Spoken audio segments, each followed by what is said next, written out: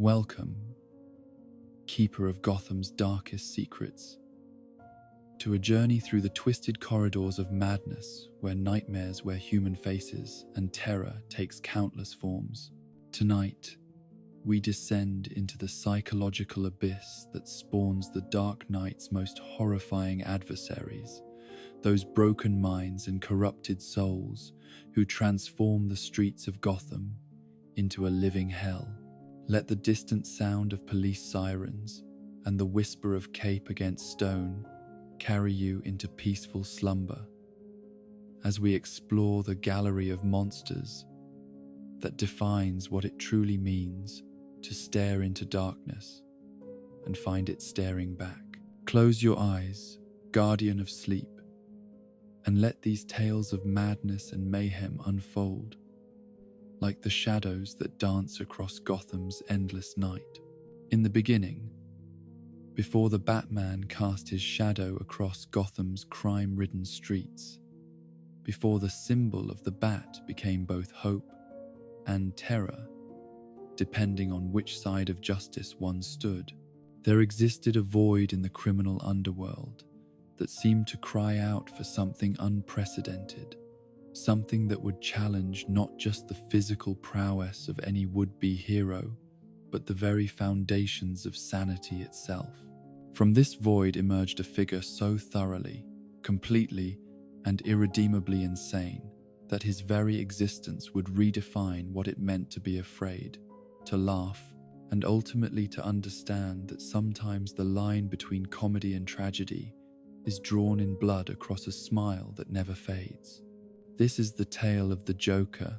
the clown prince of crime, the ace of knaves. Though he has worn many names and told countless stories about his origins, each one different from the last, each one possibly true, each one certainly false. His story begins not with facts, but with the deliberate absence of them, with the philosophical assertion that anyone can become a monster given the right circumstances, the proper pressure, the perfect storm of tragedy and choice that transforms a man into something that exists beyond the boundaries of human comprehension. The beauty of the Joker's origin lies in its multiplicity, its refusal to be pinned down to a single narrative or comfortable explanation that would allow us to understand and therefore contain the horror he represents.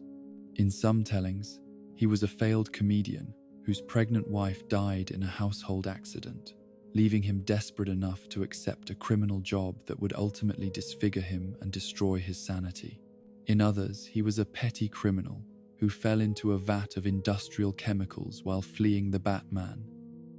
his transformation from human to monster serving as the perfect parallel to the Dark Knight's own origin story. Yet perhaps the most terrifying version of his beginning is the one that insists there was no beginning, no single moment of transformation, no tragic accident that created the Joker. Instead, there is only the assertion that madness exists as a constant possibility within every human mind, waiting for the right combination of stress and circumstance to reveal itself. In this telling, the man who would become the Joker was always the Joker, his sanity merely a thin veneer that covered depths of chaos and malevolence that had been present since birth. The philosophical underpinning of the Joker's existence is perhaps more terrifying than any specific crime he has committed, for it rests upon the premise that meaning itself is a lie, that the structures and systems that human beings create to give their lives purpose and direction are nothing more than elaborate jokes told by a universe that cares nothing for their hopes, dreams, or suffering. In his twisted worldview, the only appropriate response to existence is laughter, not the laughter of joy or humor, but the hysterical cackling of a mind that has seen through the illusion of meaning and found nothing but endless, meaningless chaos beneath. This nihilistic philosophy manifests itself in crimes that defy conventional criminal logic, acts of violence and terror that serve no purpose beyond demonstrating the arbitrary nature of existence and the futility of trying to impose order upon chaos. The Joker does not rob banks to acquire wealth, does not kill people to eliminate rivals, does not scheme for power or revenge or any of the traditional motivations that drive human behavior. Instead, he commits his atrocities to prove a point that no one wants to hear: that life is meaningless, death is inevitable, and the only honest response to this cosmic joke is to laugh until you cry, or cry until you laugh, or do both simultaneously until the distinction ceases to matter. The relationship between the Joker and Batman represents one of the most complex and psychologically fascinating dynamics in all of literature, a twisted symbiosis that binds hero and villain together in ways that neither can fully understand or escape. Where Batman represents order, justice, and the belief that individual actions can make a meaningful difference in the world, the Joker embodies chaos, injustice, and the conviction that all human endeavor is ultimately pointless. Yet rather than being simple opposites, they are revealed to be two sides of the same coin, both created by tragedy, both defined by their response to meaningless loss, both existing in a state of perpetual conflict that gives their lives the very meaning that the Joker claims does not exist. The psychological profile that emerges from decades of encounters with the Joker reveals a mind that operates according to principles that defy conventional understanding of mental illness or criminal behavior. His intelligence is vast and unpredictable, capable of devising schemes of breathtaking complexity and sophistication. Yet these same schemes often incorporate elements of randomness and chaos that seem designed to undermine their own success. His emotional range encompasses everything from childlike glee to homicidal rage, often cycling between extremes within the span of minutes or even seconds. Most disturbing of all is his apparent immunity to traditional forms of psychological treatment or rehabilitation. Every attempt to cure his madness, to understand the trauma that created his condition, to find some kernel of humanity that might be reached through therapy or medication, has ended in failure. The Joker seems to exist in a state beyond sanity or insanity, a condition that transcends normal categories of mental health to encompass something that might be called pure chaos given human form. The crimes that have defined the Joker's career represent an escalating spiral of psychological warfare directed not just at Batman, but at the very concept of heroism itself. His early capers were characterized by elaborate pranks and death traps that incorporated themes of humor and irony, crimes that killed their victims through methods that were simultaneously ridiculous and horrifying. Giant playing cards with razor edges, exploding cigars filled with acid, laughing gas that induced fatal muscle spasms, causing victims to die with permanent smiles frozen on their faces, all served to demonstrate his belief that death was the ultimate punchline to existence's cosmic joke. As his relationship with Batman developed and deepened, the Joker's crimes became more personal and psychologically targeted, designed not just to cause physical harm but to attack the foundations of the hero's moral certainty and emotional stability. The murder of Jason Todd, the second Robin, represented a watershed moment in this evolution, transforming what had been an abstract philosophical conflict into something intensely personal and irreversibly tragic. The Joker's decision to beat the young hero to death with a crowbar before blowing up the building where his broken body lay was motivated not by strategic necessity, but by the desire to prove that Batman's mission to protect the innocent was ultimately futile. The psychological impact of this crime on Batman was exactly what the Joker had hoped to achieve, creating wounds that would never fully heal and planting seeds of doubt that would grow into a permanent questioning of his methods and effectiveness as a protector. Yet rather than driving the Dark Knight to abandon his mission or compromise his moral principles, The tragedy seemed to strengthen his resolve, while also adding layers of complexity and pain to his character that made him more human rather than less. The Killing Joke stands as perhaps the Joker's most ambitious attempt to prove his philosophy through action, an elaborate scheme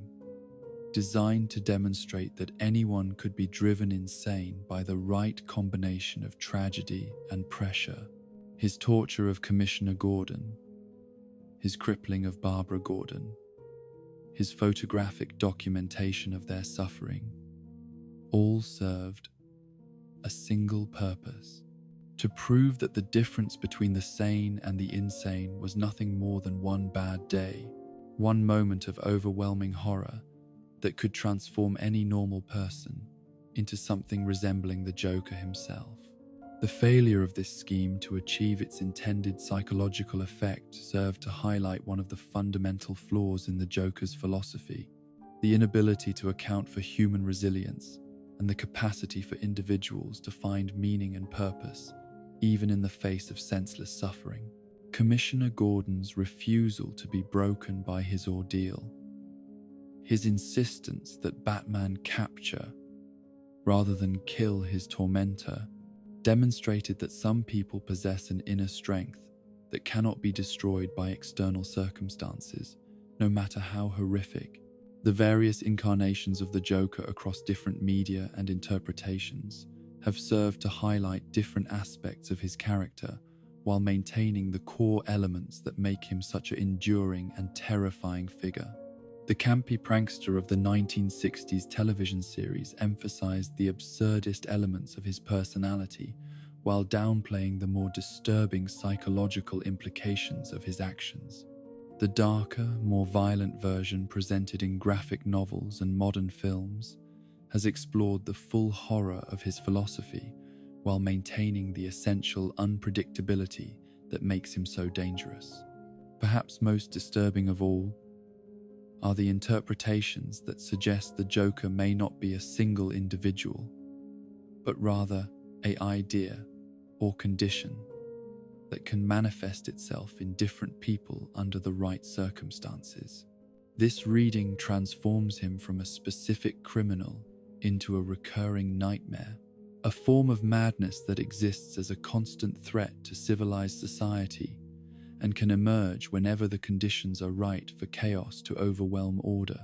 The Joker's relationship with Gotham City itself represents another crucial aspect of his character, for he serves not just as Batman's nemesis, but as a dark reflection of the urban environment that created both hero and villain. His crimes are perfectly suited to the Gothic architecture and noir atmosphere of the city, transforming familiar landmarks into stages for elaborate performances that blur the line between theater and terrorism.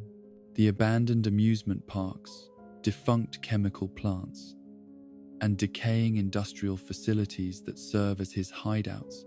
are physical manifestations of urban decay that mirror the psychological corruption he represents. The citizens of Gotham have developed a complex relationship with the Joker that reflects both their terror of his unpredictable violence and their morbid fascination with his theatrical crimes. His ability to command media attention and public interest, even when his actions are universally condemned, speaks to something deep within the human psyche that is drawn to chaos and destruction even while consciously rejecting these impulses. The Joker understands this psychological dynamic and exploits it ruthlessly, using the public's own fascination with him as a weapon against their sense of security and moral certainty. The question of whether the Joker can or should be killed has haunted Batman throughout their relationship, representing the ultimate test of the hero's commitment to his moral principles. The practical argument for ending the Clown Prince's life is compelling. He has murdered countless innocent people. He shows no sign of reform or rehabilitation, and his continued existence guarantees future tragedies. Yet Batman's refusal to cross this line, his insistence on finding another way to stop the Joker without becoming a killer himself, represents the core of his heroic identity and the foundation of his moral authority. The Joker's awareness of this moral limitation and his ruthless exploitation of it adds another layer to their psychological warfare, as he deliberately commits crimes that seem designed to push Batman toward the breaking point where he might finally abandon his principles and become the very thing he has sworn to fight against. The fact that this strategy has never succeeded, that Batman has maintained his moral integrity despite decades of provocation and tragedy, serves as a testament to the strength of his character, while also highlighting the Joker's fundamental failure to understand the true nature of heroism. The influence of the Joker on popular culture extends far beyond the boundaries of comic books and superhero stories to encompass broader questions about the nature of evil, the sources of madness, and the fragile barriers that separate civilization from chaos. His image has become an icon of anarchic rebellion, appropriated by various groups and movements that may not fully understand the nihilistic philosophy he represents, but are drawn to his rejection of social norms and conventional morality. This cultural appropriation represents both the power and the danger of the Joker as a symbolic figure, for while his critique of social hypocrisy and institutional failure contains elements of truth, his proposed solution of embracing chaos and meaninglessness offers no constructive alternative to the systems he seeks to destroy. The seductive appeal of his laughter, his apparent freedom from conventional constraints and moral obligations, masks the essential emptiness and destructiveness of his worldview. The psychological horror of the Joker lies not in his specific crimes, terrible though they may be, but in his representation of the possibility that existence itself might be meaningless, that all human striving and achievement might be nothing more than elaborate self-deception designed to distract us from the fundamental absurdity of our condition. His laughter echoes through the corridors of Gotham like a challenge to every assumption about justice, morality, and the value of human life, forcing both Batman and the audience to confront questions that have no comfortable answers. Yet perhaps the most terrifying aspect of the Joker is not his philosophy of meaninglessness, but his apparent immunity to it, his ability to find genuine joy and satisfaction in acts of destruction and chaos that should by rights leave him as empty and broken as his victims. His laughter is not the bitter cackling of despair, but the genuine mirth of someone who has found his perfect calling, who exists in a state of twisted fulfillment that makes him perhaps the most content character in all of Batman's rogues gallery. The eternal nature of the conflict between Batman and the Joker ensures that neither can ever achieve final victory, for each exists to define and challenge the other in ways that make both more than they could be alone. The Joker needs Batman to give meaning to his chaos, while Batman needs the Joker to test and refine his commitment to justice and order. Their relationship transcends the simple dynamic of hero and villain to become something approaching a cosmic principle, the eternal struggle between creation and destruction, meaning and meaninglessness, hope and despair that defines the human condition. In the end, the Joker stands as both Batman's greatest enemy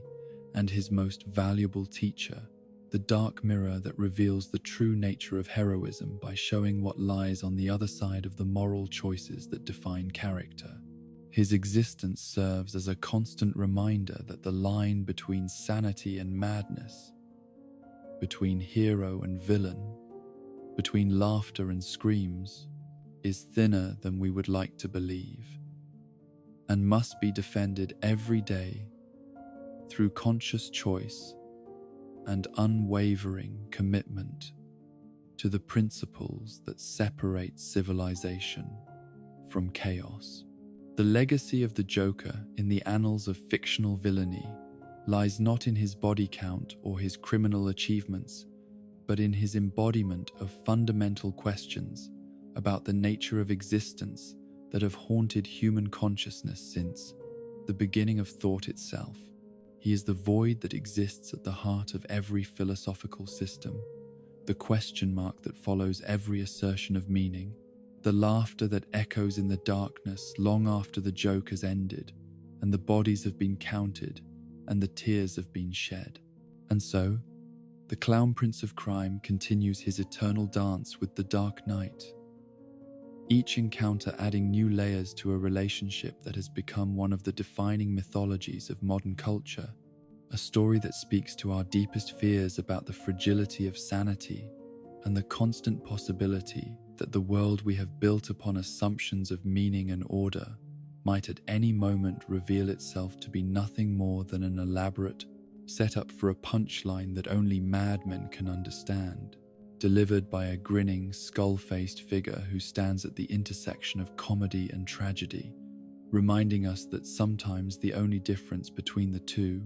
is the color of the makeup and the width of the smile. In the darkest corners of human psychology, where primal fears take root and grow into paralyzing terrors that can destroy minds as surely as any physical weapon, there dwells a figure whose very existence serves as proof that knowledge can become the most dangerous form of power when wielded by those who have abandoned all moral constraint in pursuit of understanding the mechanisms that govern human suffering. This is the realm of Dr. Jonathan Crane, known to the world as the Scarecrow, though he has transcended such simple designations to become something far more terrifying, the living embodiment of fear itself, a creature who has dedicated his considerable intellect to the systematic study and weaponization of the most fundamental emotion that defines the human experience. The man who would become Scarecrow began his existence in circumstances that seemed almost designed by fate to create a monster, born into a world where terror was not an abstract concept to be studied, but a daily reality to be endured.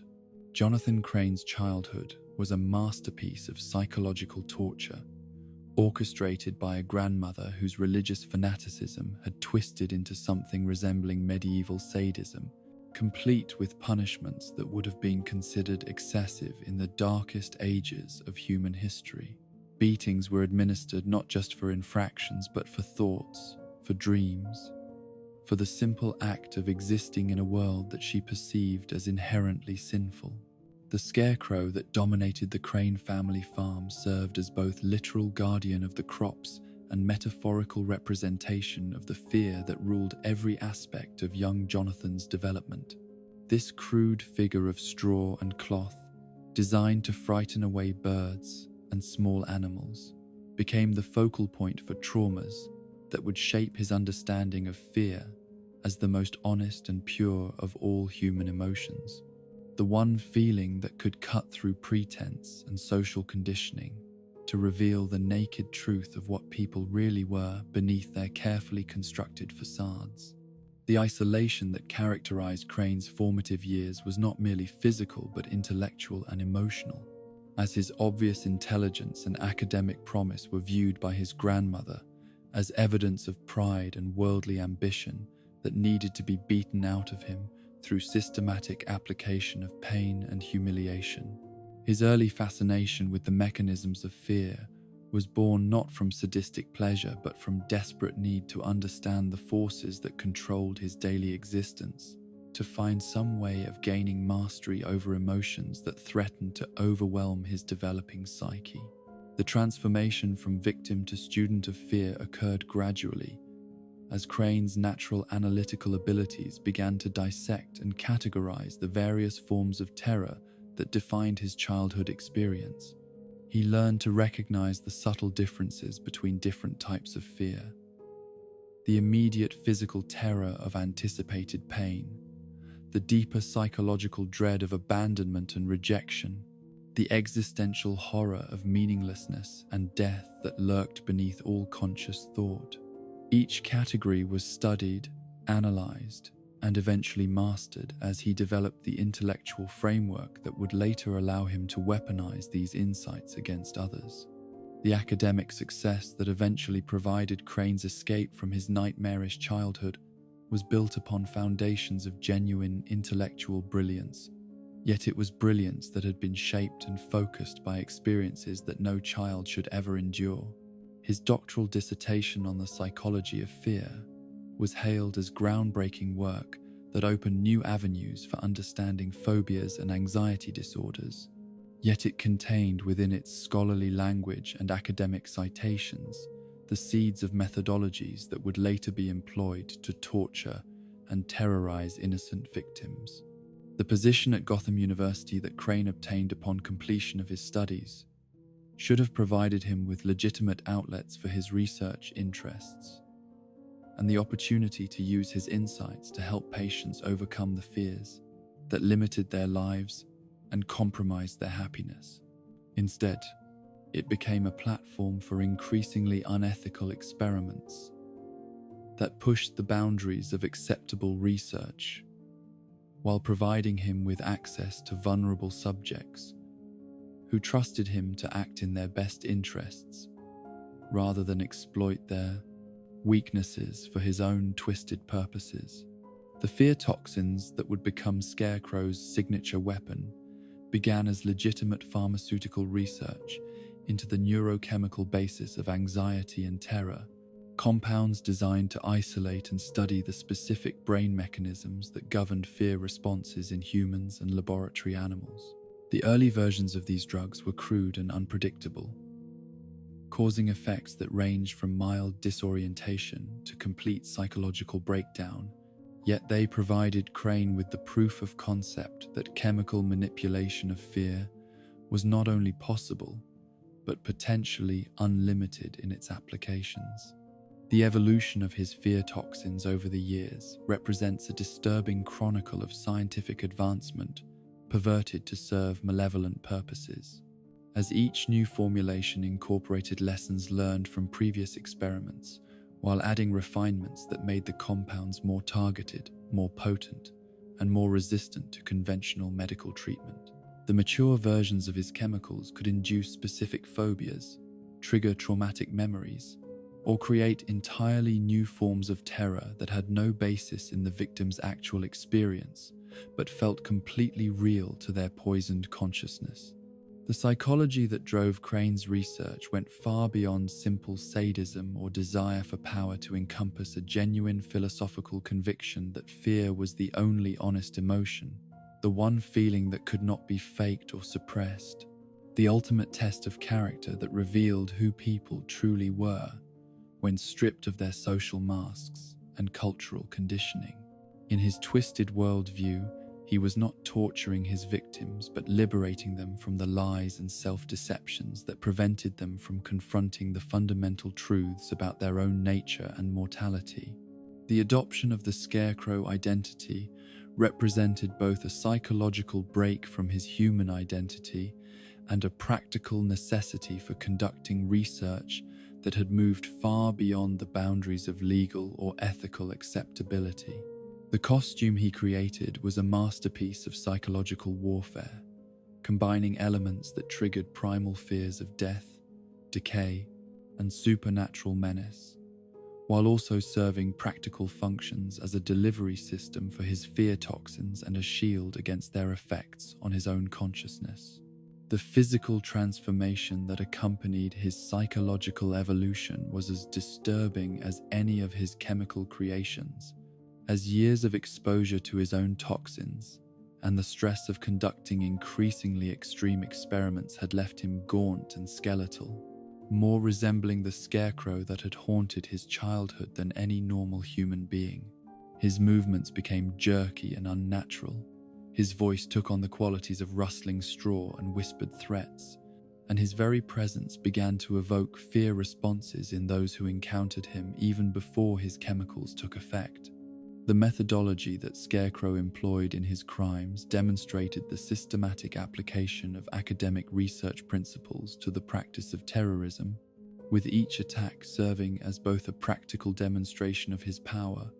and a data-gathering exercise that would inform future experiments. His victims were carefully selected not for their wealth or political importance, but for their psychological profiles, chosen because they represented specific types of fears or trauma responses that he wished to study under controlled conditions. The environments that Scarecrow created for his experiments were themselves instruments of terror, carefully designed spaces that incorporated elements known to trigger anxiety and claustrophobia, while also serving as laboratories, where he could observe and document the effects of his various chemical compounds. Abandoned buildings were transformed into maze-like structures filled with hidden speakers, trick mirrors, and automated systems that could deliver toxins through the air supply or inject them directly into victims through concealed needles. The cornfield that became one of Scarecrow's most infamous crime scenes represented the perfect fusion of his personal trauma and his professional expertise, an environment where the childhood terrors that had shaped his development could be recreated and amplified through the application of advanced chemistry and psychological manipulation. The scarecrows that populated this agricultural nightmare were not mere decorations but sophisticated delivery systems for his toxins, equipped with sensors that could detect approaching victims and release precisely calculated doses of fear-inducing chemicals. Batman's first encounters with Scarecrow revealed the unique challenges posed by an enemy whose weapons were designed to attack the mind rather than the body, whose understanding of psychology rivaled or exceeded that of legitimate researchers, and whose personal experience with trauma provided him with insights into the hero's own psychological vulnerabilities. The fear toxins proved partially effective, even against Batman's trained resistance to mental manipulation, forcing him to confront buried fears and traumatic memories that he had spent years learning to control. The relationship between Scarecrow and his victims was characterized by a clinical detachment that made his crimes even more disturbing than simple sadism would have been, for he viewed their suffering not as an end in itself, but as raw data to be collected and analyzed for future use. His detailed notes on their responses, his careful documentation of their breaking points, his systematic exploration of their deepest fears,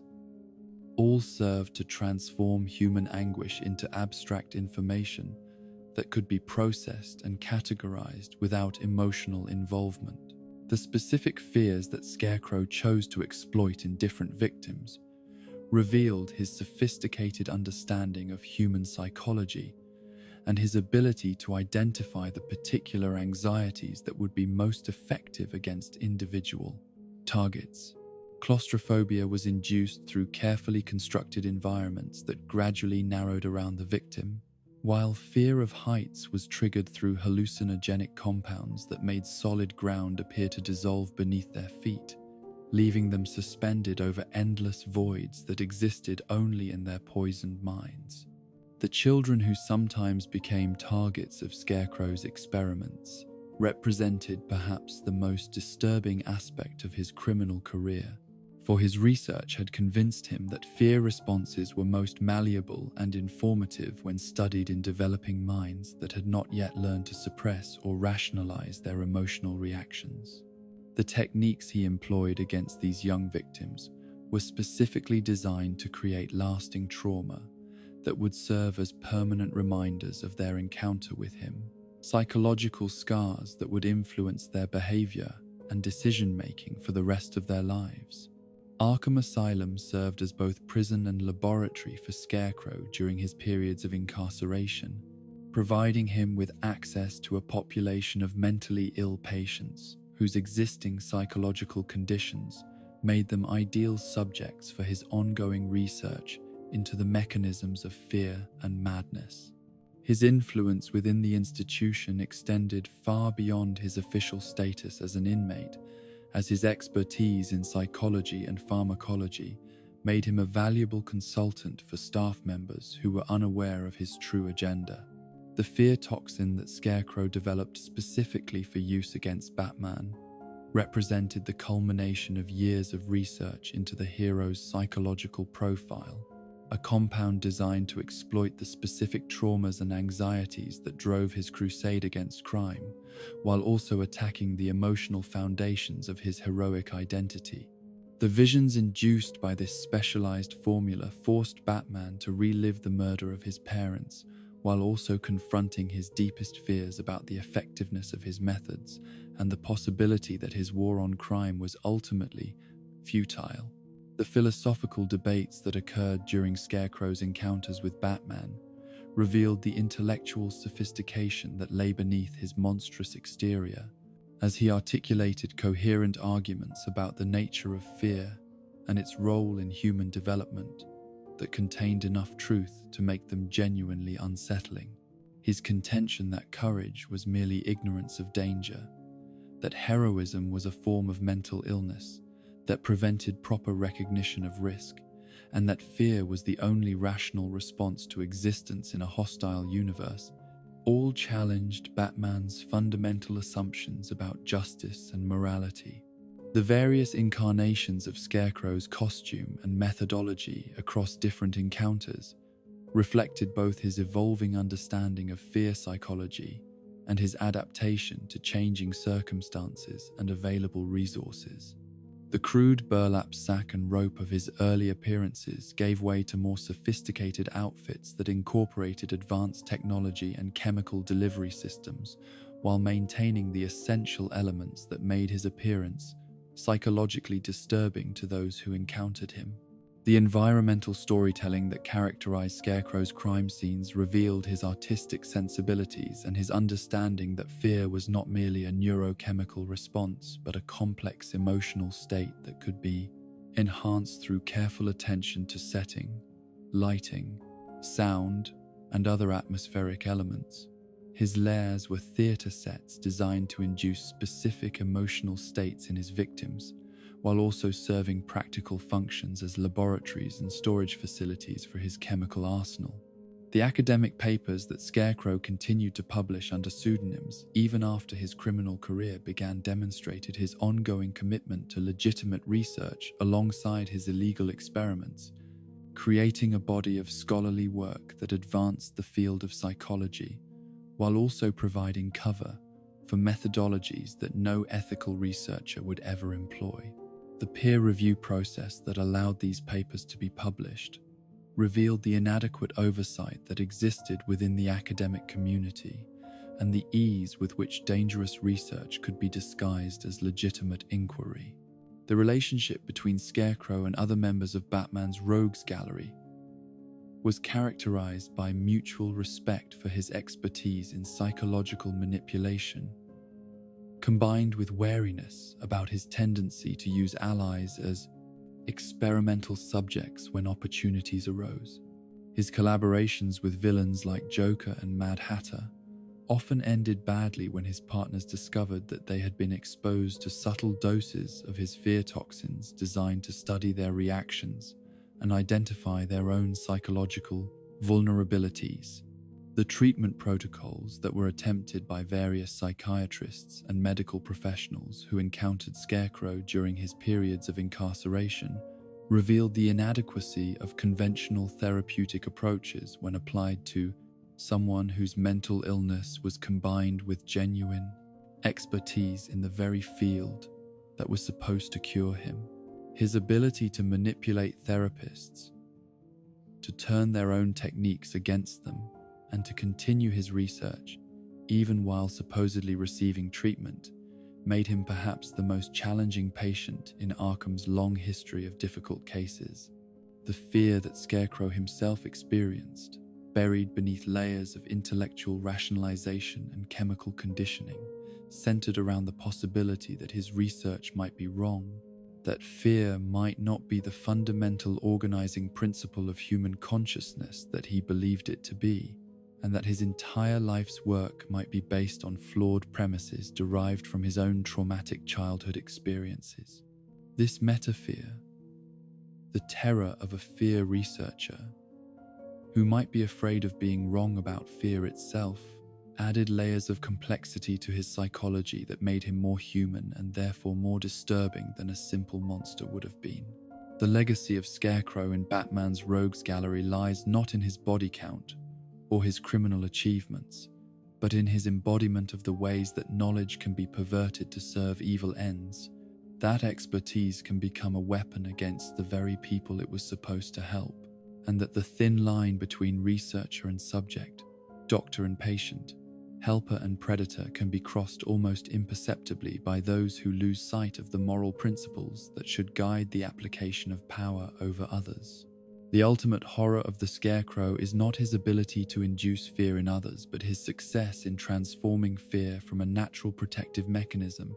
into a weapon of control and domination, proving that even the most fundamental human emotions can be corrupted and exploited by those who understand their mechanisms but have abandoned any commitment to using that understanding for beneficial purposes. In his twisted laboratory of the human psyche, Dr. Jonathan Crane continues his eternal experiments, harvesting terror like a crop that grows more abundant with each season of suffering, reminding us that sometimes the most frightening monsters are those who wear the masks of healers and teachers, while serving masters that exist in the darkest corners of human knowledge and ambition. In the haunted corridors of justice, where good men walk perilously close to the abyss that separates righteousness from vengeance, there stands a monument to the fragility of the human soul and the terrible ease with which even the noblest intentions can be corrupted by the very evil they seek to combat. This monument bears the scarred and divided face of Harvey Dent, once Gotham's shining white knight, now known throughout the criminal underworld as Two-Face, a being whose very existence serves as a constant reminder that the line between hero and villain is measured not in miles or years, but in single moments of choice, when fate flips its coin and reveals which side of our nature will claim dominion over our actions. The tragedy of Harvey Dent begins not with his transformation, but with his perfection, for he was everything that Gotham City needed in a district attorney and everything that Bruce Wayne could never be in the light of day. Where Batman operated in shadows and moral ambiguity, Harvey stood in courtrooms flooded with fluorescent illumination, his cases built on evidence that could withstand scrutiny, his victories achieved through legal processes that honored both the letter and spirit of justice. He was the system working as it was designed to work,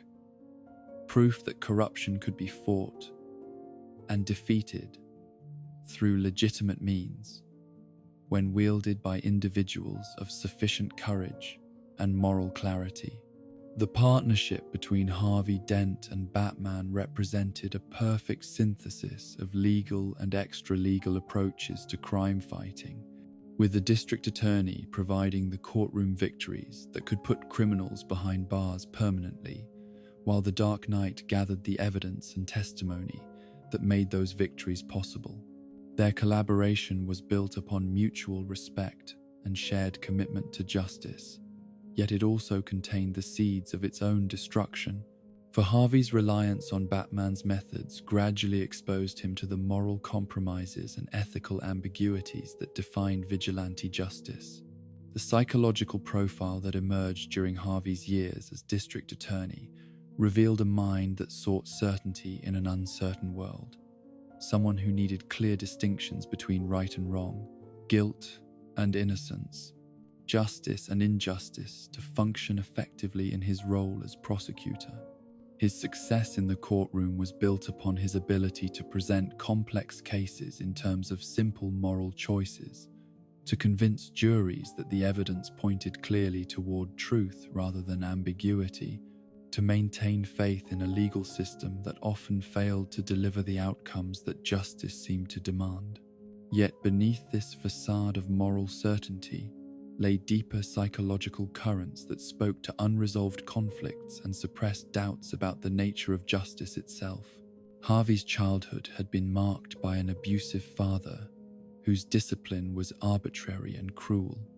administered according to whims and moods that bore no relationship to actual wrongdoing or moral consideration. The coin that Harvey's father used to determine punishments,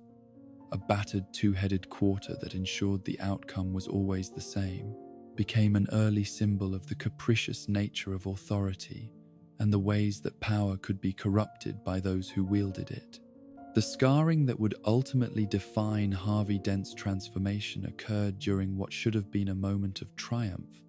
a courtroom proceeding where his careful preparation and legal expertise had finally cornered one of Gotham's most dangerous crime bosses and seemed certain to result in a conviction that would strike a significant blow against organized corruption.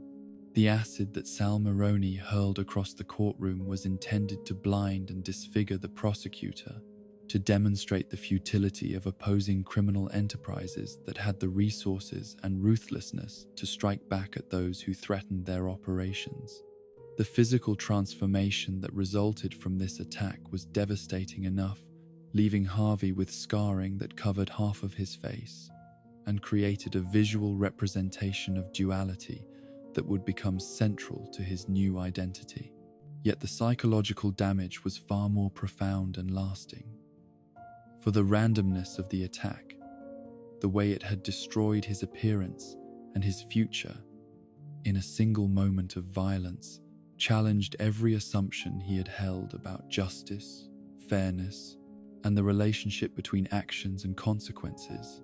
The hospital recovery period that followed the attack became a time of profound philosophical crisis, as Harvey struggled to reconcile his faith in justice with the reality of what had happened to him. The legal system he had served so faithfully had failed to protect him from retaliation.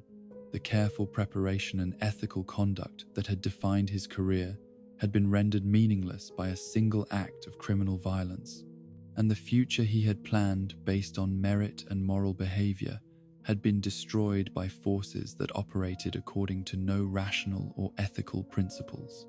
The coin that Harvey began carrying during this period was not his father's two-headed quarter, but a pristine silver dollar that had been scarred on one side by the same acid that had disfigured his face. This battered piece of currency became a physical representation of his psychological state, beautiful and unmarked on one side, hideous and corrupted on the other, a perfect metaphor for the duality that had been forced upon him by circumstances beyond his control. The philosophical framework that emerged from Harvey's psychological breakdown was built upon the premise that traditional concepts of justice and morality were illusions, comfortable lies, told by people who had never faced the arbitrary cruelty that actually governed the universe. In place of these discredited beliefs, he embraced chance as the only honest arbiter of right and wrong, the coin flip as the purest form of decision-making, because it acknowledged the fundamentally random nature of existence while eliminating the self-deception involved in believing that moral choices could influence outcomes. The emergence of Two-Face as a criminal identity represented not just Harvey Dent's fall from grace, but his twisted attempt to create a new form of justice based on the principles of pure chance, rather than corrupted human judgment. His crimes were not motivated by greed or revenge or any of the traditional impulses that drove criminal behavior, but by a desire to demonstrate that fate rather than choice determined the course of human events, that the universe operated according to principles of randomness that made all human planning and moral reasoning ultimately meaningless. The methodology that Two-Face employed in his criminal schemes reflected his legal training and his understanding of symbolic representation, with each crime carefully constructed to illustrate philosophical points about the nature of justice and the arbitrariness of fate.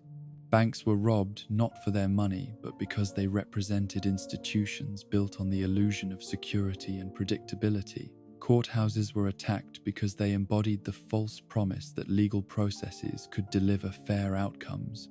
and the specific targets within these locations were chosen through coin flips that removed human bias and moral consideration from the decision-making process. The duality that defined Two-Face's appearance and behavior was not merely cosmetic, but represented a genuine split in his psychological makeup that created two distinct personalities, sharing the same physical form. The Harvey Dent side retained memories of his former idealism and occasionally showed flashes of his old moral certainty, while the Two-Face persona embraced chaos and chance as the only honest responses to an unjust world. The tension between these competing aspects of his identity created internal conflicts that made his behavior unpredictable even to himself.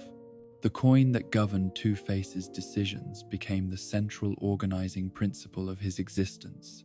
the one constant in a worldview that rejected all other forms of certainty or moral guidance. Every choice,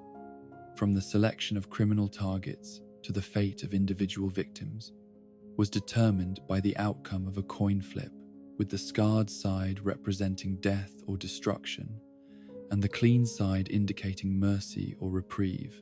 This mechanical approach to moral decision-making eliminated the anguish of choice, while also absolving him of responsibility for the consequences of his actions. Batman's encounters with Two-Face were among the most psychologically challenging in his career, not only because of the personal relationship that had existed between Bruce Wayne and Harvey Dent, but because Two-Face represented a dark mirror of what Batman himself might have become if his response to tragedy had been different. The recognition that Harvey's fall had been precipitated in part by his association with Batman's war on crime created guilt and self-doubt that complicated every attempt to capture or rehabilitate his former ally. The psychological warfare that characterized their confrontations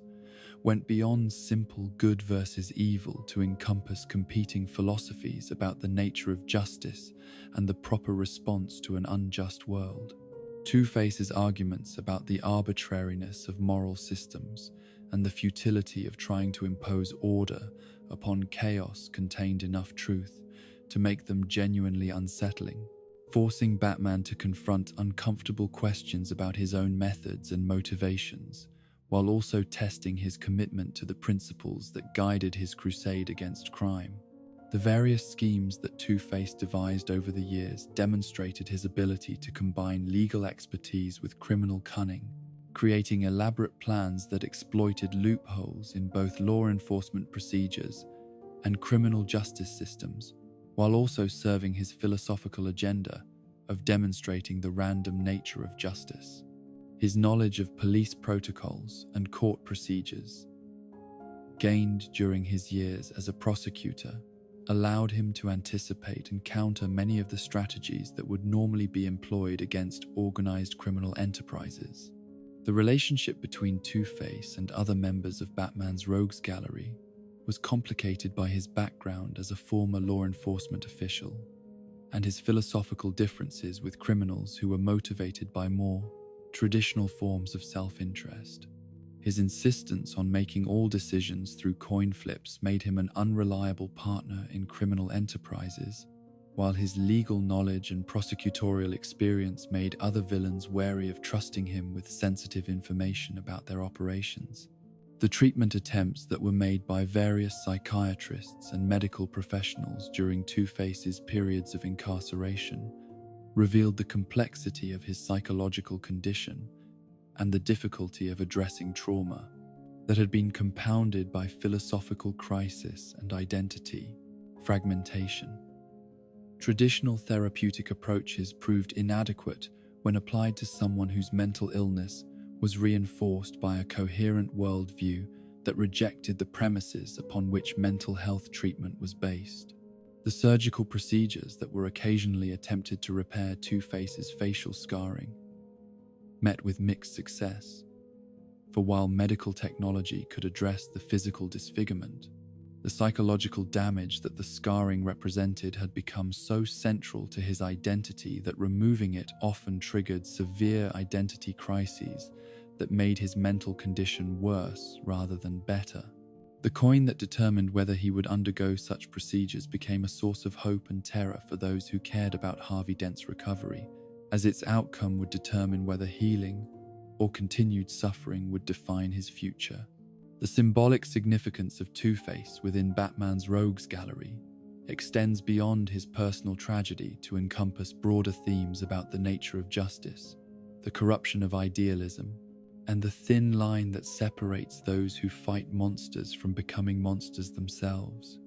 His presence serves as a constant reminder that good intentions and moral certainty provide no protection against the arbitrary cruelty of fate, that even the most dedicated servants of justice can be broken by the very evil they seek to combat. The coin flips that governed Two-Face's decision-making process became legendary among Gotham's criminal community, creating situations where the fate of victims depended entirely upon chance rather than their own actions or the intervention of law enforcement. This random element added unpredictability to his crimes that made them particularly terrifying for both potential victims and the heroes who attempted to stop them, as traditional negotiation and psychological manipulation techniques proved ineffective against someone who had abdicated responsibility for his own choices. The courtroom scenes that occasionally featured Two-Face as either defendant or unauthorized participant served to highlight the tragic irony of his situation, as his legal expertise remained intact, even as his moral compass had been destroyed by his traumatic experience. His ability to conduct his own defense or to disrupt proceedings with legally sophisticated arguments demonstrated the waste of talent and potential that his transformation represented, showing glimpses of the brilliant prosecutor he had once been beneath the scarred exterior of the criminal he had become. The relationship between chance and choice that defined Two-Face's philosophy reflected deeper questions about free will and moral responsibility that had relevance beyond the specific circumstances of his transformation. His embrace of random decision-making as a response to the apparent arbitrariness of fate represented one possible response to the problem of suffering in an unjust world, though it was a response that eliminated agency and moral growth in favor of mechanical simplicity. The various hideouts and lairs that Two-Face established over the years reflected his obsession with duality and symmetry, featuring architectural elements that were split down the middle between elegant and decrepit, functional and broken, beautiful and hideous. These physical environments served as external manifestations of his internal psychological state, while also providing practical advantages for someone whose behavior was governed by binary choices and either-or thinking patterns. The crimes that were specifically designed to target the legal system and law enforcement community demonstrated Two-Face's intimate knowledge of these institutions and his desire to expose what he viewed as their fundamental hypocrisy and ineffectiveness. Attacks on judges, prosecutors, and police officers were motivated not by simple revenge but by philosophical conviction that these individuals were perpetuating lies about justice that needed to be revealed and destroyed. The moments of clarity that occasionally broke through Two-Face's madness, when Harvey Dent's original personality temporarily reasserted itself, were perhaps more tragic than his criminal actions, for they revealed the ongoing struggle between his former idealism and his current nihilism, while demonstrating that some part of the good man he had been continued to exist within the monster he had become. These glimpses of his former self provided hope for potential redemption while also highlighting the magnitude of what had been lost in his transformation. The legacy of Two-Face in the chronicles of Batman's adventures serves as a permanent reminder that heroism exacts costs that extend beyond the heroes themselves to encompass everyone who becomes involved in the war against evil, that the corruption they fight has the power to destroy not only its direct opponents but also the institutions and relationships that support their efforts. Harvey Dent's fall from grace stands as testament to the truth that in confronting monsters, one must be careful not to become a monster, and that sometimes the greatest tragedies arise not from the triumph of evil, but from the corruption of goodbye, forces that operate according to no moral principles save those of chance and cruelty. The coin continues to flip in the scarred hands of Harvey Dent, each toss a reminder that fate and choice remain locked in eternal combat within every human soul, and that the difference between justice and injustice, between heroism and villainy, between hope and despair, may sometimes be as thin and arbitrary as the edge of a silver dollar spinning through the air, waiting to land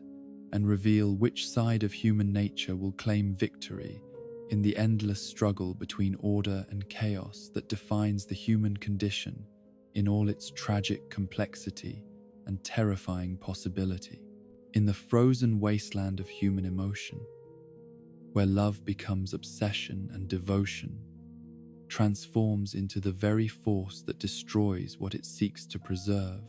there exists a figure whose tragedy embodies the terrible truth that good intentions can create monsters more dangerous than any born of malice or greed. This is the realm of Dr. Victor Fries,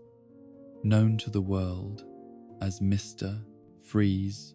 though such simple designations fail to capture the profound sorrow that lies beneath his armored exterior, and the way his story serves as a reminder that sometimes the greatest villains are created not by choosing evil, but by refusing to accept the natural order of life and death. The man who would become Mr. Freeze began his existence as a brilliant cryogenic researcher whose work promised to revolutionize medicine and extend human life in ways that had previously existed only in the realm of science fiction. Dr. Victor Fries possessed the kind of methodical intelligence and unwavering dedication that could unlock the secrets of cellular preservation and biological suspension, gifts that should have made him a benefactor to all humanity, rather than one of Gotham's most dangerous and tragic adversaries. The love story that defined Victor Freeze's life and ultimately sealed his fate was one of those rare romances that seemed to justify every poet's assertion about the transformative power of true affection, a relationship so profound and meaningful that it provided him with purpose beyond his scientific achievements and happiness, beyond his professional recognition. Nora, his wife, was not merely a partner but the very center of his existence, the person who gave meaning to his research and direction to his ambitions, transforming what might have been a brilliant but cold career into something approaching a sacred mission. The disease that began consuming Nora's body was one of those cruel medical mysteries that defied the best efforts of contemporary medicine, a degenerative condition that progressed relentlessly despite every treatment that Victor could devise or acquire. The irony that someone whose life's work involved the preservation of biological systems should be helpless to save the person he loved most created a desperation that gradually overwhelmed his scientific objectivity and moral restraint, transforming careful research into increasingly desperate experimentation. The decision to place Nora in cryogenic suspension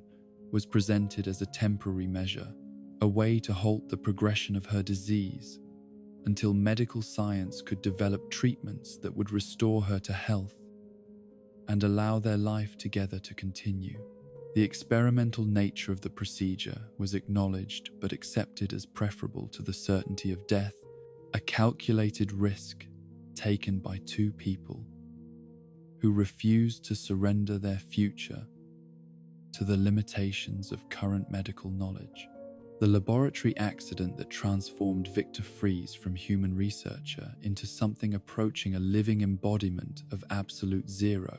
occurred during what should have been a routine maintenance procedure on the cryogenic systems that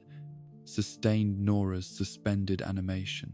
The explosion of coolant and experimental chemicals that followed equipment failure did not kill him as it should have, but instead altered his cellular structure, in ways that made normal temperatures lethal, while requiring him to exist in conditions that would quickly kill any ordinary human being. The physical transformation that resulted from his exposure to exotic cryogenic compounds was both a curse that isolated him from normal human contact and a gift that provided him with capabilities that matched his obsessive need to preserve what he loved. His body temperature dropped to levels that would have been immediately fatal to anyone else. His skin took on the bluish pallor of extreme cold, and his very breath became a weapon capable of freezing moisture in the air and creating ice formations that could trap or kill anyone who opposed him. The armored suit that became Mr. Freeze's signature was not merely protective equipment, but a life support system that maintained the sub-zero environment his transformed physiology required, while also serving as a platform for the advanced weaponry he developed to fund his research and eliminate obstacles to his ultimate goal of finding a cure for Nora's condition. The transparent dome that enclosed his head served the practical function of maintaining his required atmospheric conditions, while also creating a visual barrier that emphasized his separation from the warm world of normal human existence. The psychological impact of his transformation was perhaps more profound than the physical changes, for Victor found himself literally and figuratively frozen between his human past and his current existence as something that could no longer be classified as entirely human. The memories of warmth and normal sensation became sources of anguish rather than comfort, reminders of a form of existence that was now permanently denied to him, while the cold that sustained his life also served as a constant reminder of the distance that separated him from everyone and everything he had once loved. The criminal career that Mr. Freeze embarked upon was motivated not by greed or ambition, but by the practical necessities of funding his continued research and acquiring the resources necessary to maintain both his own life support systems and the cryogenic equipment that preserved Nora's suspended form. His robberies targeted institutions and individuals whose wealth seemed to him irrelevant compared to the cosmic injustice of his situation, taking from those who had been given health and happiness, while he had been denied both through no fault of his own. The methodology that characterized Mr. Freeze's crimes reflected both his scientific background and his transformed nature, with each heist carefully planned to maximize efficiency while minimizing unnecessary violence, though his definition of necessity was shaped by priorities that normal moral reasoning could not comprehend. His freeze ray could render security systems inoperative and guards helpless without causing permanent harm, though the psychological trauma of being frozen solid and helpless often proved more lasting than physical injuries would have been.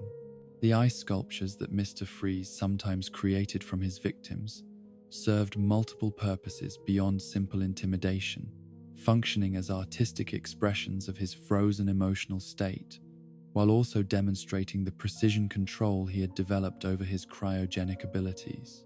These crystalline monuments to his power were beautiful and terrible simultaneously, capturing the final moments of their subjects in perfect preservation, while also serving as reminders that beauty and death were often separated by the thinnest possible margins.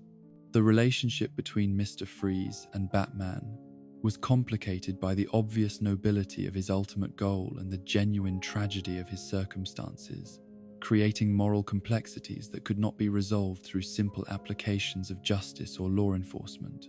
The hero's natural compassion for victims of circumstance was tested by the reality that Victor's methods endangered innocent lives, while his commitment to protecting the public was complicated by understanding that Mr. Freeze's crimes were motivated by love rather than malice.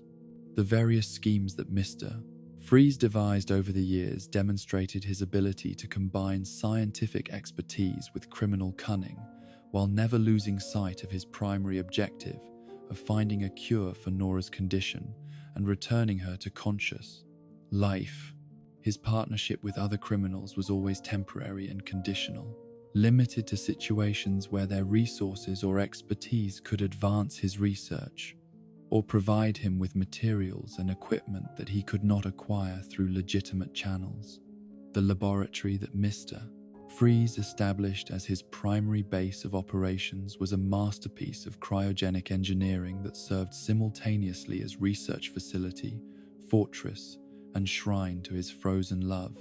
The chamber where Nora's suspended form was maintained occupied the center of this frozen palace, surrounded by equipment that monitored every aspect of her biological functions while also serving as a constant reminder of the goal that justified all his criminal activities and moral compromises. The scientific breakthroughs that Mr. Freeze achieved during his criminal career represented genuine advances in cryogenic preservation and cellular biology that could have benefited countless patients if they had been developed through legitimate research channels. His insights into the mechanisms of cellular damage during freezing and thawing processes, his innovations in preservation fluid chemistry, and his advances in controlled reanimation technology all had applications far beyond his personal situation,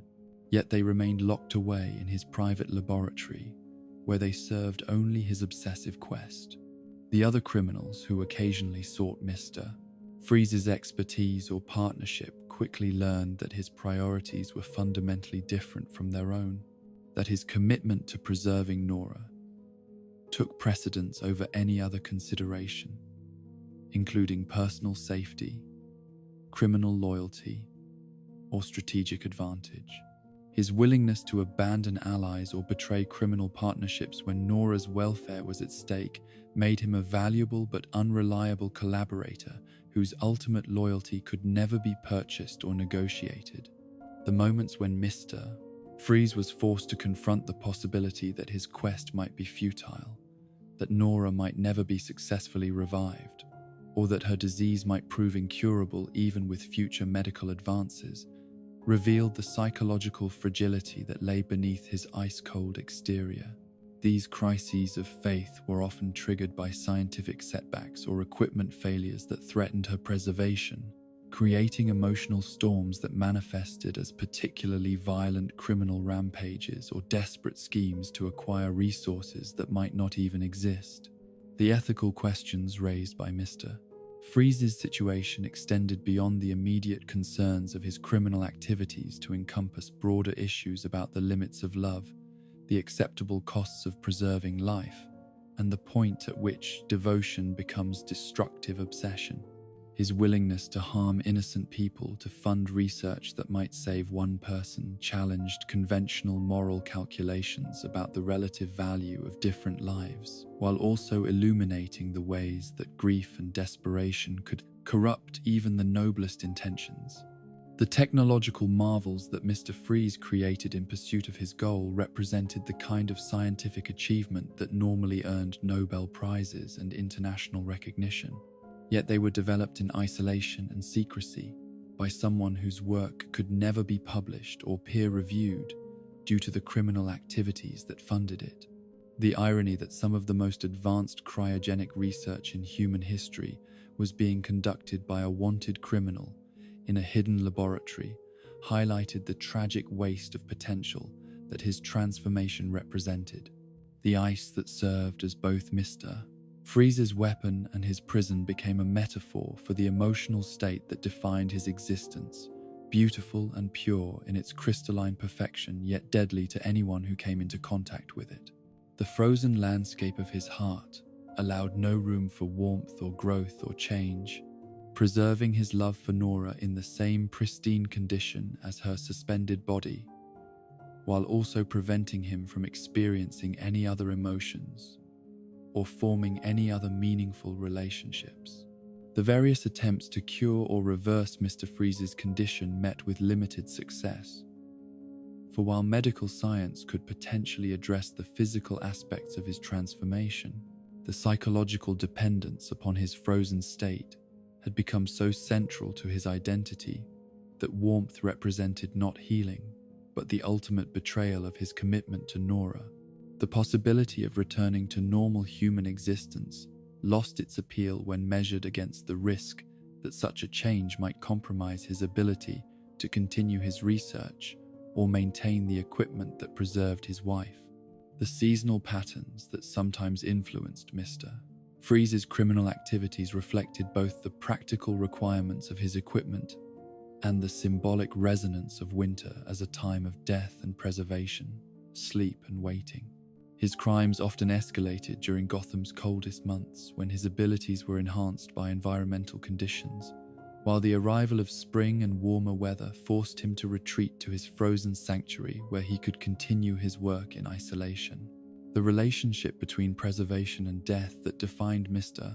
Freeze's worldview highlighted fundamental questions about the nature of life and the acceptable costs of preventing loss. Issues that went far beyond his personal situation to encompass broader concerns about medical ethics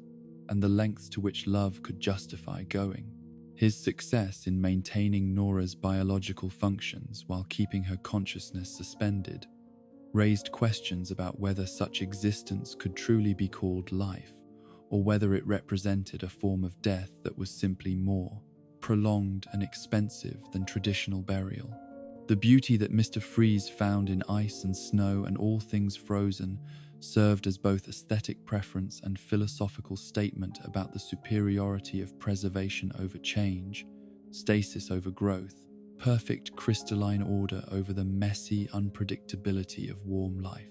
His frozen gardens and ice sculptures demonstrated artistic sensibilities that had been shaped by his transformation, while also serving as monuments to his rejection of natural cycles of growth and decay. The loneliness that characterized Mr. Freeze's existence was perhaps more profound than that experienced by any other member of Batman's rogues gallery, for his physical condition made normal human contact impossible, while his obsession with Nora prevented him from forming meaningful relationships with anyone else. He existed in a state of perpetual isolation that was both self-imposed and biologically mandated, surrounded by the cold that sustained his life while cutting him off from the warmth that made life worth living. The legacy of Mr. Freeze in the chronicles of Batman's adventures serves as a reminder that love, however pure and devoted, can become a destructive force when it refuses to accept the natural limitations of existence and seeks to preserve what should be allowed to pass into memory. His story warns against the dangers of allowing grief to overwhelm wisdom, of pursuing impossible goals at the cost of present happiness, and of transforming devotion into obsession that destroys the very thing it seeks to protect. The ultimate tragedy of Victor Freeze lies not in his criminal activities or his transformation into a monster, but in his inability to understand that true love sometimes requires letting go, that preservation is not the same as life, and that the greatest tribute to those we have lost is not freezing time at the moment of their departure, but carrying their memory forward into a future that honors their influence while accepting the reality of their absence. In his frozen laboratory, surrounded by the ice that sustains his existence and the equipment that maintains his wife's suspended animation, Mr. Freeze continues his eternal vigil, a monument to the terrible truth that sometimes the coldest hell is one we create for ourselves in the name of love, and that the ice that seems to preserve what we cherish most may actually be the very thing that destroys our capacity to experience the warmth that gives life its meaning and purpose. In the verdant depths of ecological extremism,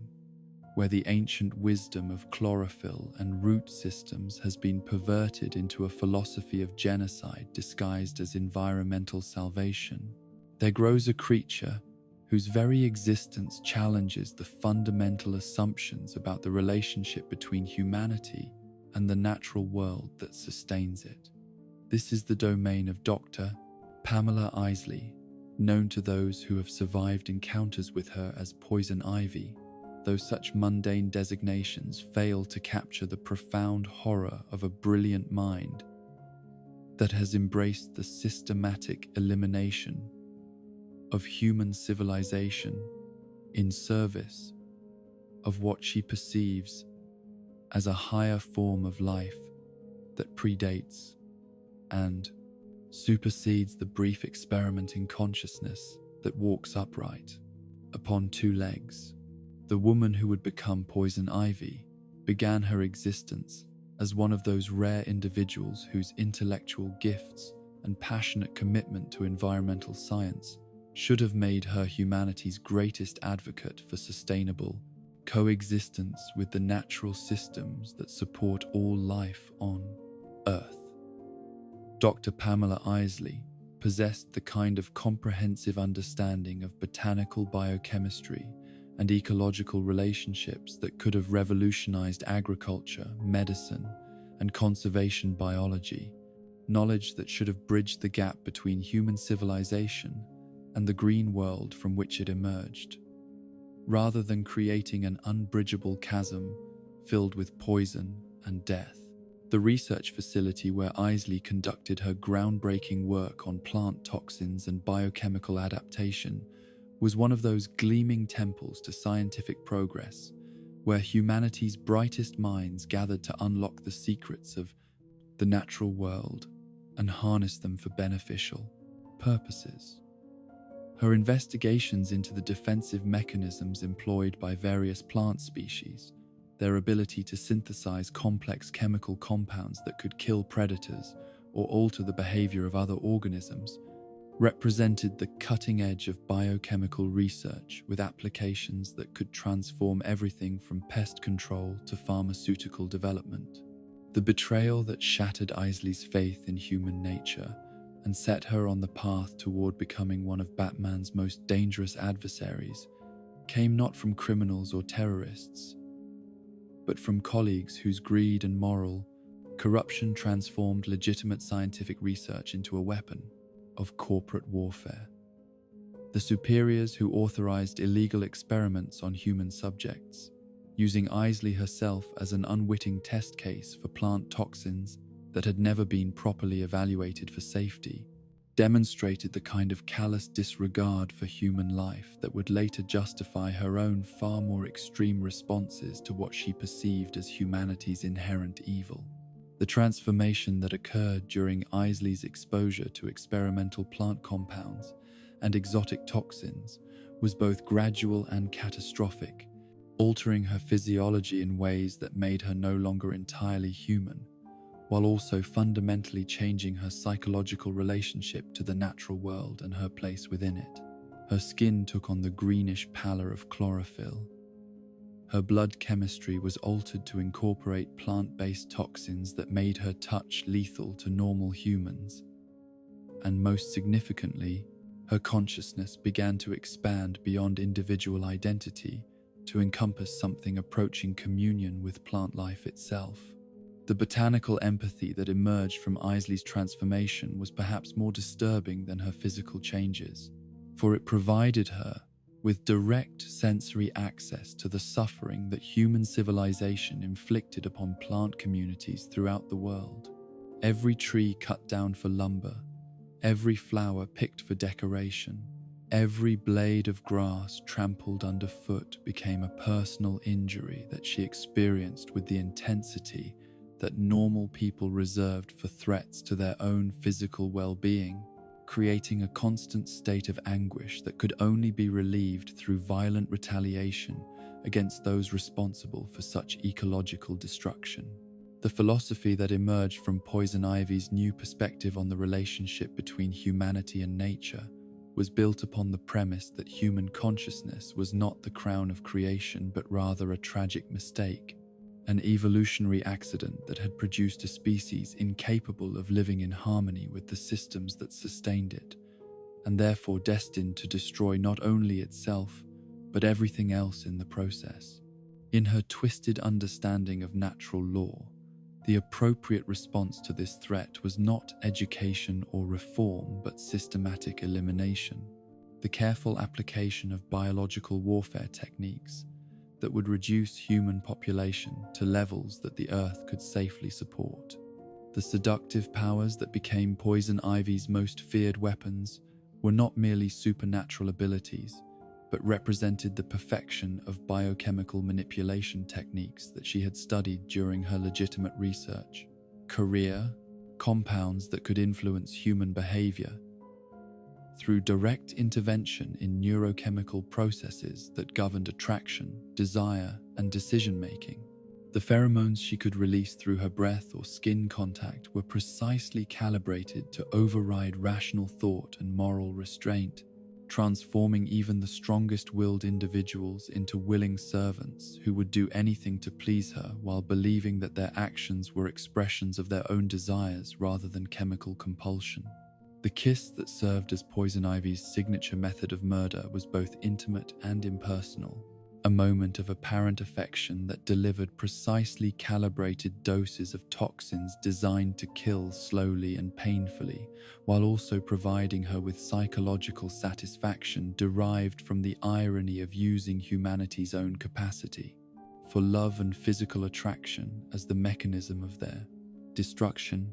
The lipstick that made these deadly caresses possible was a masterpiece of biochemical engineering, incorporating plant-derived compounds that could penetrate human skin and disrupt cellular processes with an efficiency that surpassed most military chemical weapons. The garden that Poison Ivy cultivated as her primary sanctuary and base of operations was a terrifying fusion of natural beauty and deadly purpose, filled with plant species that had been genetically modified or chemically enhanced to serve as weapons in her war against human civilization. Giant Venus flytraps capable of consuming adult humans. Vines that could strangle victims with the strength of industrial cables. Flowers that release spores, capable of inducing hallucinations or paralysis. All thrived in this perverted Eden, where botanical science had been perverted to serve genocidal ambitions. The relationship between Poison Ivy and her plant minions transcended normal human understanding of the boundary between consciousness and instinct, self and environment, individual identity, and collective existence. Her ability to communicate with and control plant life operated according to principles that challenged fundamental assumptions about the nature of consciousness, while also providing her with intelligence networks and weapons systems that conventional law enforcement agencies were completely unprepared to counter or comprehend. Batman's encounters with Poison Ivy tested not only his detective skills and physical capabilities, but also his commitment to protecting human life. When confronted with an enemy whose arguments about environmental destruction contained enough truth to make them genuinely troubling, her indictment of humanity's treatment of the natural world, her documentation of ecological crimes that legal systems ignored or actively enabled, her evidence of corporate greed that prioritized short-term profits over long-term environmental stability, all forced the hero to confront uncomfortable truths about the species he had dedicated his life to protecting. The moral complexity of dealing with Poison Ivy was compounded by the obvious sincerity of her environmental concerns and the legitimate scientific basis for many of her accusations against industrial civilization, creating situations where Batman found himself defending a system that he acknowledged was flawed while opposing solutions that were extreme but not entirely irrational. The challenge of protecting people who were often genuinely guilty of the environmental crimes that motivated her attacks tested his commitment to justice, while also forcing him to develop more nuanced approaches to heroism that could address root causes rather than merely treating symptoms.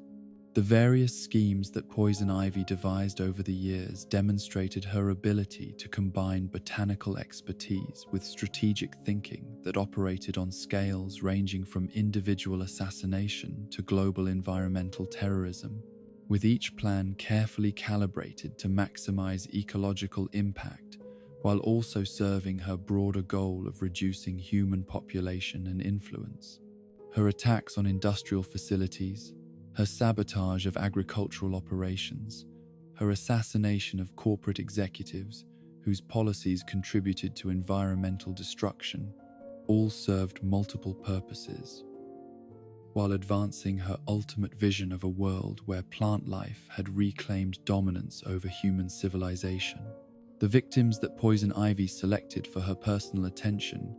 were chosen not randomly, but according to criteria that reflected her comprehensive understanding of the power structures and decision-making processes that governed environmental policy, focusing her efforts on individuals whose elimination would create maximum disruption to systems that she viewed as inherently destructive. CEOs of petrochemical companies, politicians who opposed environmental regulation,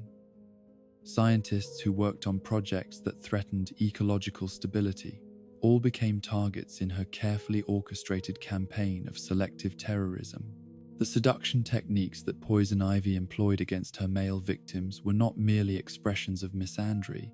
but reflected her understanding that sexual desire could be weaponized more effectively than conventional forms of coercion, creating situations where her targets willingly cooperated in their own destruction, while believing that they were pursuing romantic relationships rather than walking into elaborate death traps. Her ability to make men fall in love with her while maintaining complete emotional detachment from the process demonstrated the cold calculation that lay beneath her sensual exterior. The plant life that responded to Poison Ivy's commands operated according to enhanced versions of natural behaviors and capabilities, with photosynthesis accelerated to support rapid growth, defensive mechanisms amplified to lethal levels, and reproductive cycles modified to spread her influence more effectively throughout urban environments. The transformation of Gotham's parks and botanical gardens into extensions of her power base created ongoing security challenges that required constant vigilance from both law enforcement and civilian populations who could no longer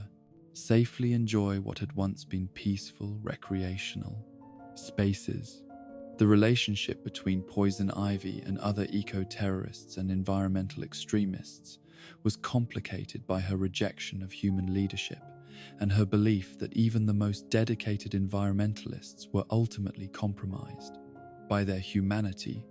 incapable of making the hard choices that true ecological protection required. Her brief alliances with organizations that shared her environmental concerns invariably ended when she concluded that their commitment to preserving human life made them ineffective allies in her war against civilization itself. The laboratory techniques that Poison Ivy continued to employ in developing new plant-based weapons and toxins represented the dark side of biotechnology and genetic engineering, demonstrating how scientific knowledge that could be used to feed the hungry and heal the sick could also be perverted to create instruments of mass destruction. Her innovations in plant breeding, her advances in biochemical synthesis, her discoveries about the potential for enhancing natural defensive mechanisms all had beneficial applications that were ignored in favor of their destructive potential. The psychological profile that emerged from analysis of Poison Ivy's behavior and statements revealed a consciousness that had moved beyond normal human emotional ranges to encompass something approaching the alien perspective of plant life itself, operating according to timescales and priorities that rendered individual human concerns irrelevant. Her ability to wait years or decades for the right moment to strike, her patience with long-term environmental changes that would gradually reduce human habitability, her comfort with natural cycles of death and regeneration that horrified normal human sensibilities, all reflected a fundamental transformation in her relationship to time and mortality. The beauty that Poison Ivy embodied and cultivated served multiple strategic purposes beyond simple aesthetics, functioning as both camouflage for her deadly nature and psychological warfare against opponents who found it difficult to reconcile her apparent perfection with the horror of her actions. Her ability to appear as the epitome of natural beauty while simultaneously representing the ultimate threat to human survival, created cognitive dissonance that she exploited ruthlessly in her interactions with potential victims and adversaries. The ecological disasters that Poison Ivy sometimes orchestrated as demonstrations of her power and commitment served as warnings about the fragility of the systems that supported human civilization, while also providing her with opportunities to study the effectiveness of different biological weapons under field conditions. Her release of plant pathogens that could destroy specific crop species, her introduction of invasive plant varieties that could disrupt entire ecosystems, her creation of dead zones where human life could not survive due to toxic plant emissions, all served as previews of the global transformation she intended to achieve. The moments when Poison Ivy displayed something approaching traditional human emotion or moral consideration were often triggered by encounters with genuine environmental destruction, or by meeting individuals whose commitment to ecological protection seemed to transcend ordinary human selfishness, creating brief opportunities for connection that were ultimately undermined by her fundamental conviction that humanity as a species was irredeemably corrupted. These glimpses of her former self provided hope for potential redemption, while also highlighting the magnitude of her psychological transformation. The seasonal cycles that influenced Poison Ivy's behavior and capabilities reflected both the practical reality that her plant-based powers were affected by environmental conditions and the symbolic significance of natural rhythms that governed growth, dormancy, death, and regeneration. Her activities often escalated during spring and summer when plant life was most active, while winter forced her to retreat to greenhouse environments where she could maintain her connection to the botanical world that sustained her identity and purpose. The children who sometimes became inadvertent victims of Poison Ivy's environmental warfare posed particular moral challenges for her twisted philosophy, as their innocence conflicted with her belief in humanity's inherent evil, while their vulnerability conflicted with her preference for targeting those who bore direct responsibility for environmental destruction. Her responses to these situations revealed the internal contradictions within her worldview, while also demonstrating the selective nature of her compassion and moral reasoning. The relationship between preservation and destruction that defined Poison Ivy's environmental philosophy highlighted fundamental questions about the acceptable costs of ecological protection and the point at which conservation became genocide, issues that extended far beyond her personal situation to encompass broader debates about environmental policy and the proper relationship between human civilization and natural systems. Her willingness to sacrifice human lives to preserve plant communities challenged conventional moral calculations, while also forcing consideration of long-term consequences that normal political processes often ignored. The legacy of Poison Ivy in Batman's Rogues Gallery serves as a dark reminder that even the most legitimate and necessary causes can be corrupted by extremism, and that the line between environmental protection and ecological fascism can be crossed by those who lose sight of the fundamental truth that humanity is part of nature rather than separate from it. Her story warns against the dangers of allowing justified anger about environmental destruction to metastasize into hatred for the species that caused it, of pursuing ecological goals through methods that violate the very principles of interconnection and mutual dependence that should guide environmental philosophy. The ultimate tragedy of Pamela Isley lies not in her transformation into a monster, but in her failure to recognize that true environmental protection requires working with human nature rather than against it, that lasting ecological solutions must account for human needs and capabilities rather than simply eliminating human influence, and that the beauty she sought to preserve could only be truly protected by fostering understanding and cooperation rather than fear and death. In her poisoned garden, surrounded by the deadly beauty that has become both her weapon and her prison, Poison Ivy continues her war against the civilization that created and corrupted her, a living reminder that even the most noble causes can become monstrous when pursued without wisdom, compassion, or recognition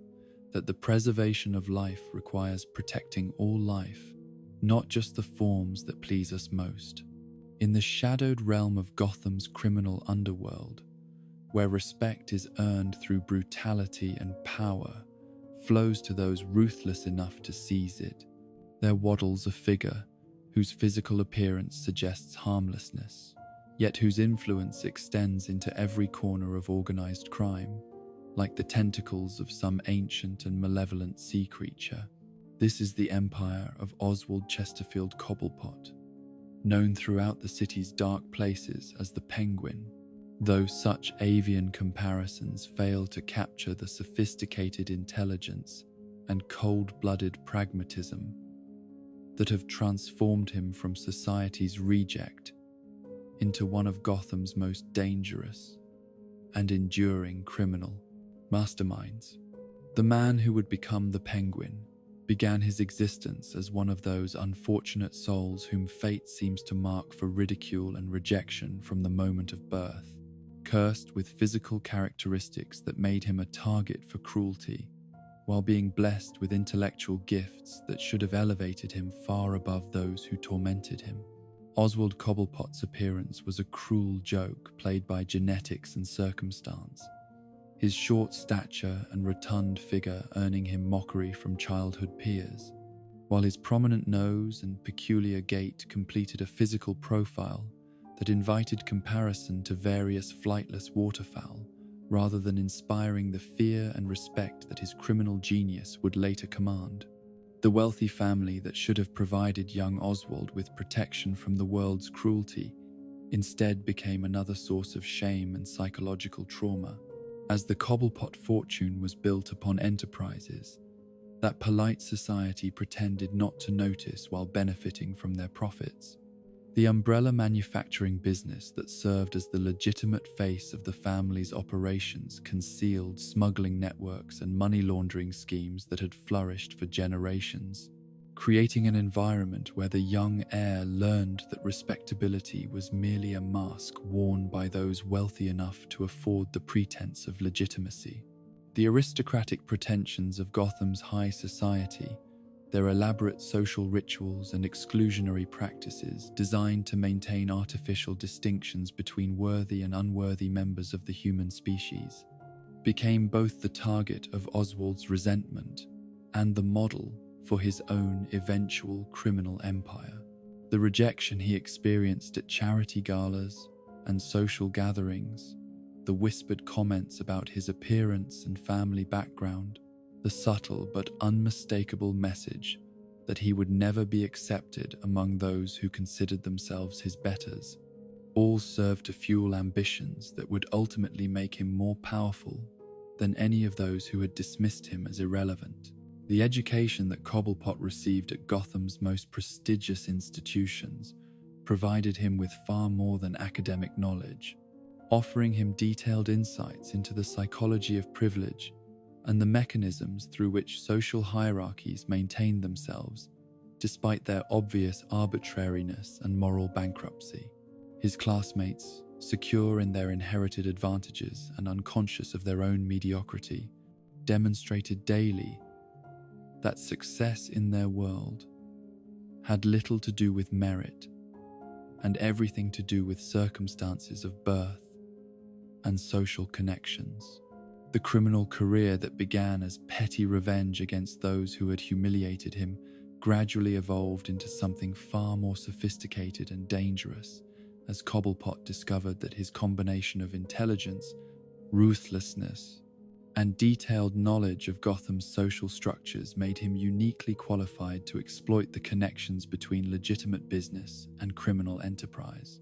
His early schemes involved blackmailing society figures whose public personas concealed private scandals, using information gathered during his years as an unwilling observer of their behavior to fund increasingly ambitious criminal enterprises. The transformation from social outcast to criminal mastermind was facilitated by Cobblepot's recognition that power in Gotham flowed through channels that existed beneath the surface of legitimate institutions, that the real decisions affecting the city's future were made in back rooms and private clubs, where appearance mattered less than the ability to deliver results and eliminate problems. His grotesque physical form, which had been a liability in polite society, became an asset in criminal circles, where intimidation was more valuable than charm, and where his willingness to employ violence distinguished him from competitors who retained squeamishness about necessary brutalities. The Iceberg Lounge that became the centerpiece of Penguin's criminal empire was a masterpiece of symbolic architecture, its name and decor serving as constant reminders of his transformation from society's reject into its secret master, while also providing perfect camouflage for criminal activities that operated beneath a veneer of legitimate entertainment and fine dining. The establishment's reputation for exclusivity and sophistication attracted exactly the sort of clientele whose secrets and weaknesses could be exploited for profit, creating a self-sustaining ecosystem of corruption where information was more valuable than money and compromising material was the most reliable form of currency. The umbrellas that served as Penguin's signature weapons were both practical tools and psychological statements, transforming symbols of genteel respectability into instruments of violence, while also honoring the family business that had provided his entry into Gotham's criminal underworld. The engineering sophistication of these deceptively mundane objects demonstrated his commitment to excellence in all aspects of his operations, with each umbrella incorporating multiple weapon systems, surveillance equipment, and defensive mechanisms that made them as dangerous as any military hardware, while maintaining the appearance of harmless accessories. The political connections that Penguin cultivated through a combination of blackmail, bribery, and strategic alliance building gave him influence over municipal policies and law enforcement priorities that allowed his criminal enterprises to flourish, while his competitors faced constant harassment and prosecution. His understanding that democracy was merely another market where votes could be purchased and officials could be owned enabled him to operate with impunity, while maintaining the fiction that he was a legitimate businessman whose success was due to superior service and competitive pricing. The relationship between Penguin and Batman represented a unique dynamic within Gotham's criminal ecosystem, as Cobblepot's intelligence and strategic thinking made him a worthy adversary, while his commitment to maintaining appearances meant that their confrontations often occurred within legal and social frameworks that constrained both participants. Unlike criminals whose goals were simple acquisition of wealth or power, Penguin sought recognition and acceptance from the very society that had rejected him, creating psychological complexities that made him both more dangerous and more vulnerable than conventional villains. The restaurant and nightclub operations that served as fronts for Penguin's illegal activities were run with the same attention to detail and commitment to excellence that characterized his criminal enterprises, creating genuine value for legitimate customers, while also providing cover for money laundering, information brokering, and coordination of criminal activities. The staff members who worked in these establishments were carefully selected for their discretion and loyalty, often individuals who owed their positions to Penguin's intervention in legal or financial difficulties that would have destroyed their lives without his assistance. The ornithological theme that permeated Penguin's criminal identity reflected both his resentment of the nickname that had tormented him since childhood and his transformation of that mockery into a source of power and intimidation, demonstrating his ability to take what others intended as weakness and forge it into strength. The various species of trained birds that served as his messengers, scouts, and occasionally weapons operated according to principles of loyalty and hierarchy that mirrored his own criminal organization, while also providing him with capabilities that conventional surveillance and communication systems could not match. The collection of rare and exotic umbrellas that filled Penguin's private quarters served multiple functions beyond their practical applications, as weapons and tools, representing a form of artistic expression that reflected his sophisticated tastes, while also serving as monuments to his criminal achievements. Each umbrella in the collection commemorated specific victories or marked significant milestones in his rise to power, creating a museum of personal triumph that provided psychological satisfaction, while also demonstrating his attention to detail and commitment to craftsmanship. The smuggling networks that formed the backbone of Penguin's criminal empire operated through legitimate shipping and import businesses that he had acquired through a combination of hostile takeovers and strategic partnerships, demonstrating his understanding that the most profitable criminal enterprises were those that provided genuine economic value while also serving illegal purposes. His control over key transportation choke points and distribution networks gave him influence over other criminals who depended upon his services, while also providing him with intelligence about their operations and weaknesses. The relationship between Penguin and other members of Batman's rogues gallery was characterized by his tendency to view them as useful tools or dangerous competitors rather than potential allies, reflecting his businessman's perspective on criminal relationships and his understanding that loyalty in their world was always temporary and conditional. His collaborations with other villains were based on careful cost-benefit analyses rather than personal affinity,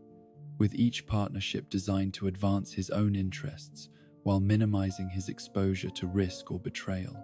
The social events that Penguin hosted at the Iceberg Lounge and other venues served as intelligence-gathering operations disguised as entertainment, providing him with opportunities to observe potential targets and cultivators, while also demonstrating his sophistication and cultural refinement to guests who might otherwise dismiss him as merely another crude criminal. The guest lists for these gatherings were carefully curated to include individuals whose presence would enhance his reputation, while also providing access to information and connections that could be exploited for criminal purposes. The legitimate business investments that Penguin made with profits from his criminal activities reflected his understanding that true power required diversified income streams, and that the most secure criminal enterprises were those that could survive temporary disruptions to illegal operations. His portfolio of restaurants, real estate holdings, and entertainment venues provided him with social respectability, while also serving as platforms for expanded criminal activities and money laundering operations. The psychological warfare that Penguin employed against his enemies involved exploiting their assumptions about his capabilities and motivations, allowing them to underestimate him based on his appearance while he gathered intelligence and positioned assets for devastating counterattacks. His ability to project an image of buffoonish harmlessness while conducting sophisticated criminal operations demonstrated strategic thinking that surpassed most of his competitors and rivals in Gotham's underworld. The technology that Penguin incorporated into his criminal operations reflected his commitment to maintaining competitive advantages through superior equipment and techniques, with each innovation carefully tested and refined before deployment in actual criminal activities. His investment in research and development, often conducted through legitimate businesses or academic partnerships, provided him with access to cutting-edge weapons and surveillance systems, while also contributing to his reputation as a forward-thinking businessman. The political campaigns that Penguin occasionally supported or opposed reflected his understanding that criminal enterprises required favorable regulatory environments, and that the most effective way to ensure such conditions was to participate actively in the democratic process through legal means. His contributions to various candidates and causes were based on careful analysis of their positions on issues affecting his business interests, rather than ideological agreement or personal preference. The architectural modifications that Penguin made to his various properties served both defensive and operational purposes, incorporating hidden passages, secure communication systems, and emergency escape routes, while also demonstrating his sophisticated tastes and attention to aesthetic details. The contrast between the elegant public spaces and the fortified private areas reflected the duality that characterized his entire existence, where respectability and criminality coexisted in carefully balanced tension. The staff recruitment and training programs that Penguin developed for his legitimate and illegitimate enterprises demonstrated his understanding that organizational success depended upon having competent and loyal personnel who could execute complex operations while maintaining appropriate levels of discretion. His investment in employee development and welfare, while motivated primarily by practical considerations, often resulted in genuine loyalty from individuals who recognized that working for him provided opportunities and security that they could not find elsewhere. The cultural events that Penguin sponsored throughout Gotham served multiple purposes beyond simple public relations, positioning him as a patron of the arts, while also providing him with opportunities to network with influential individuals and demonstrate his sophistication to critics who might otherwise dismiss him as uncultured. His genuine appreciation for fine art, classical music, and literary achievement reflected educational advantages that his wealth had provided, while also serving strategic purposes in his ongoing campaign for social acceptance. The seasonal patterns that influenced Penguin's criminal activities reflected both practical considerations about law enforcement priorities and symbolic recognition of natural cycles that affected human behavior and economic conditions. His major operations were often timed to coincide with periods when police resources were stretched thin by other priorities, while his legitimate businesses were positioned to take advantage of seasonal fluctuations in consumer demand and tourist activity. The legacy of Penguin in Batman's rogues gallery lies not in his individual crimes or criminal achievements,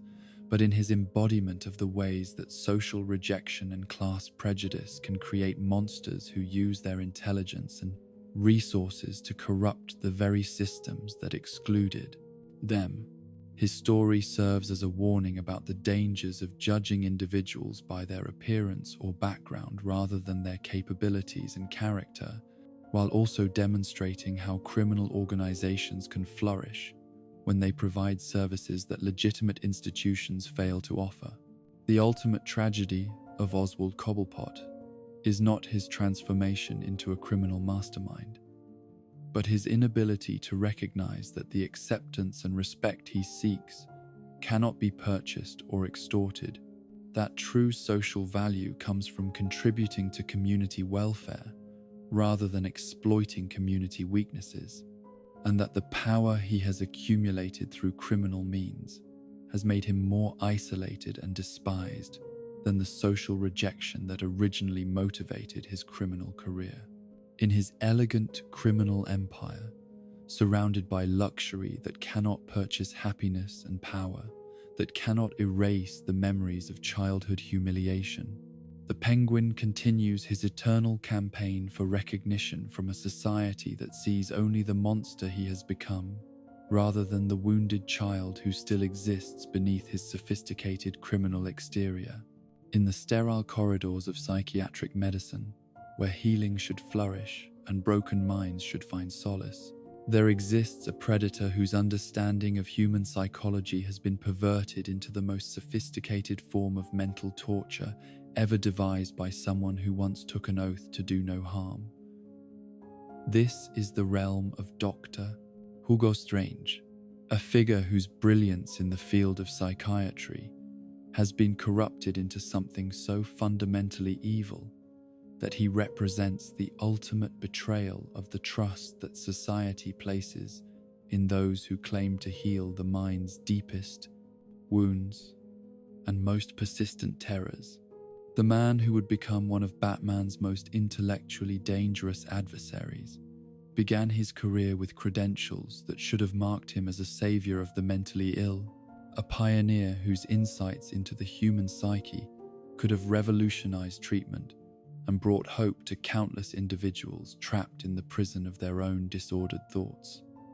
Dr. Hugo Strange possessed the kind of analytical mind that could dissect the most complex psychological conditions, while also displaying the patience and dedication necessary to guide patients through the long and difficult process of mental recovery and emotional healing. The psychiatric hospital that served as Strange's primary domain during his legitimate career was one of those institutions that society preferred not to think about, a place where the mentally ill could be contained and hopefully treated while remaining safely isolated from a population that feared their unpredictability and misunderstood their conditions. The patients who arrived at this facility came seeking help for problems that had destroyed their ability to function in normal society, trusting that the doctors and staff would use their expertise to restore some measure of sanity and stability to lives that had been shattered by forces beyond their control. The transformation of Dr. Strange from healer to predator was not a sudden corruption, but rather a gradual erosion of ethical boundaries that began with seemingly minor violations of professional standards and patient confidentiality, small compromises that created precedents for increasingly serious breaches of the trust that formed the foundation of therapeutic relationships. His early experiments in psychological manipulation were presented to himself and others as innovative treatment methods, unconventional approaches that might succeed where traditional therapy had failed to produce meaningful results. The God complex that gradually consumed Strange's professional identity was fed by his undeniable success in understanding and manipulating human behavior,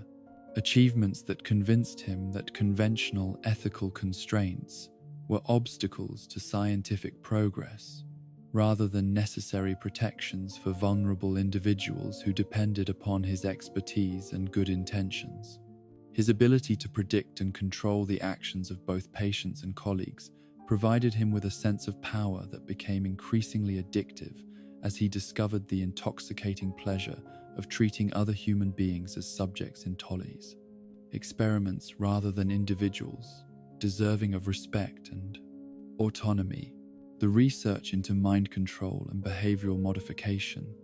that became Strange's obsession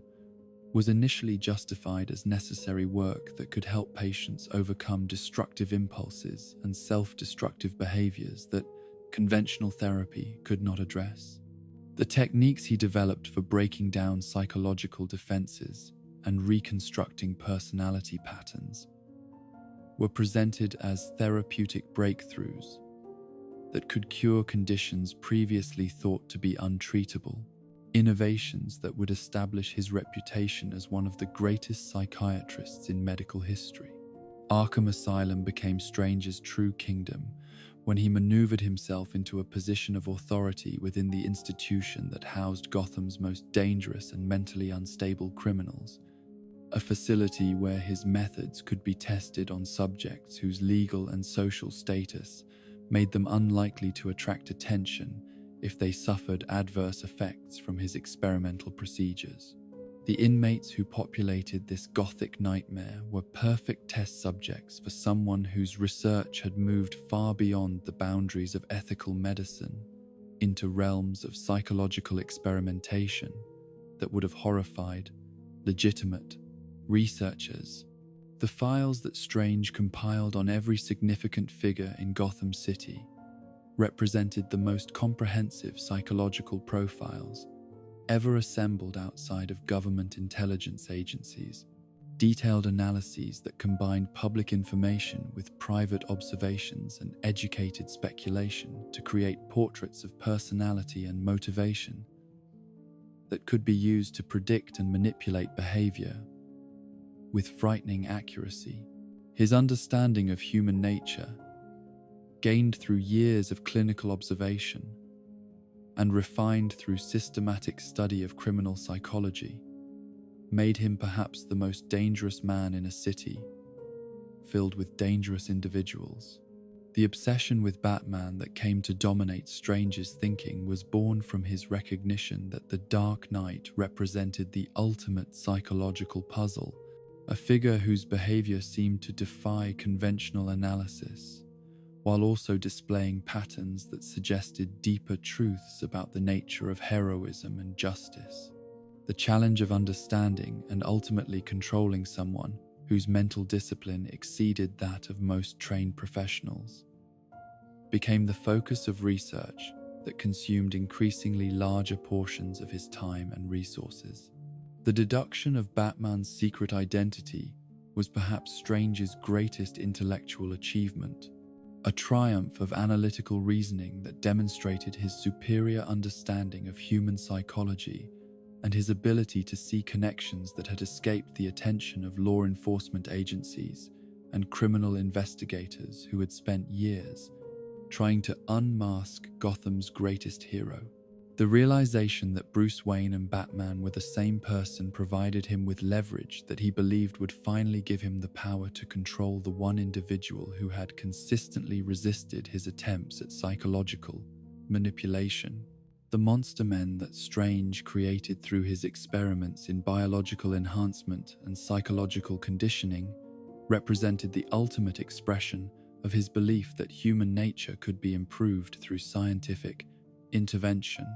that the limitations of ordinary consciousness could be overcome through careful application of biochemical modification and behavioral programming.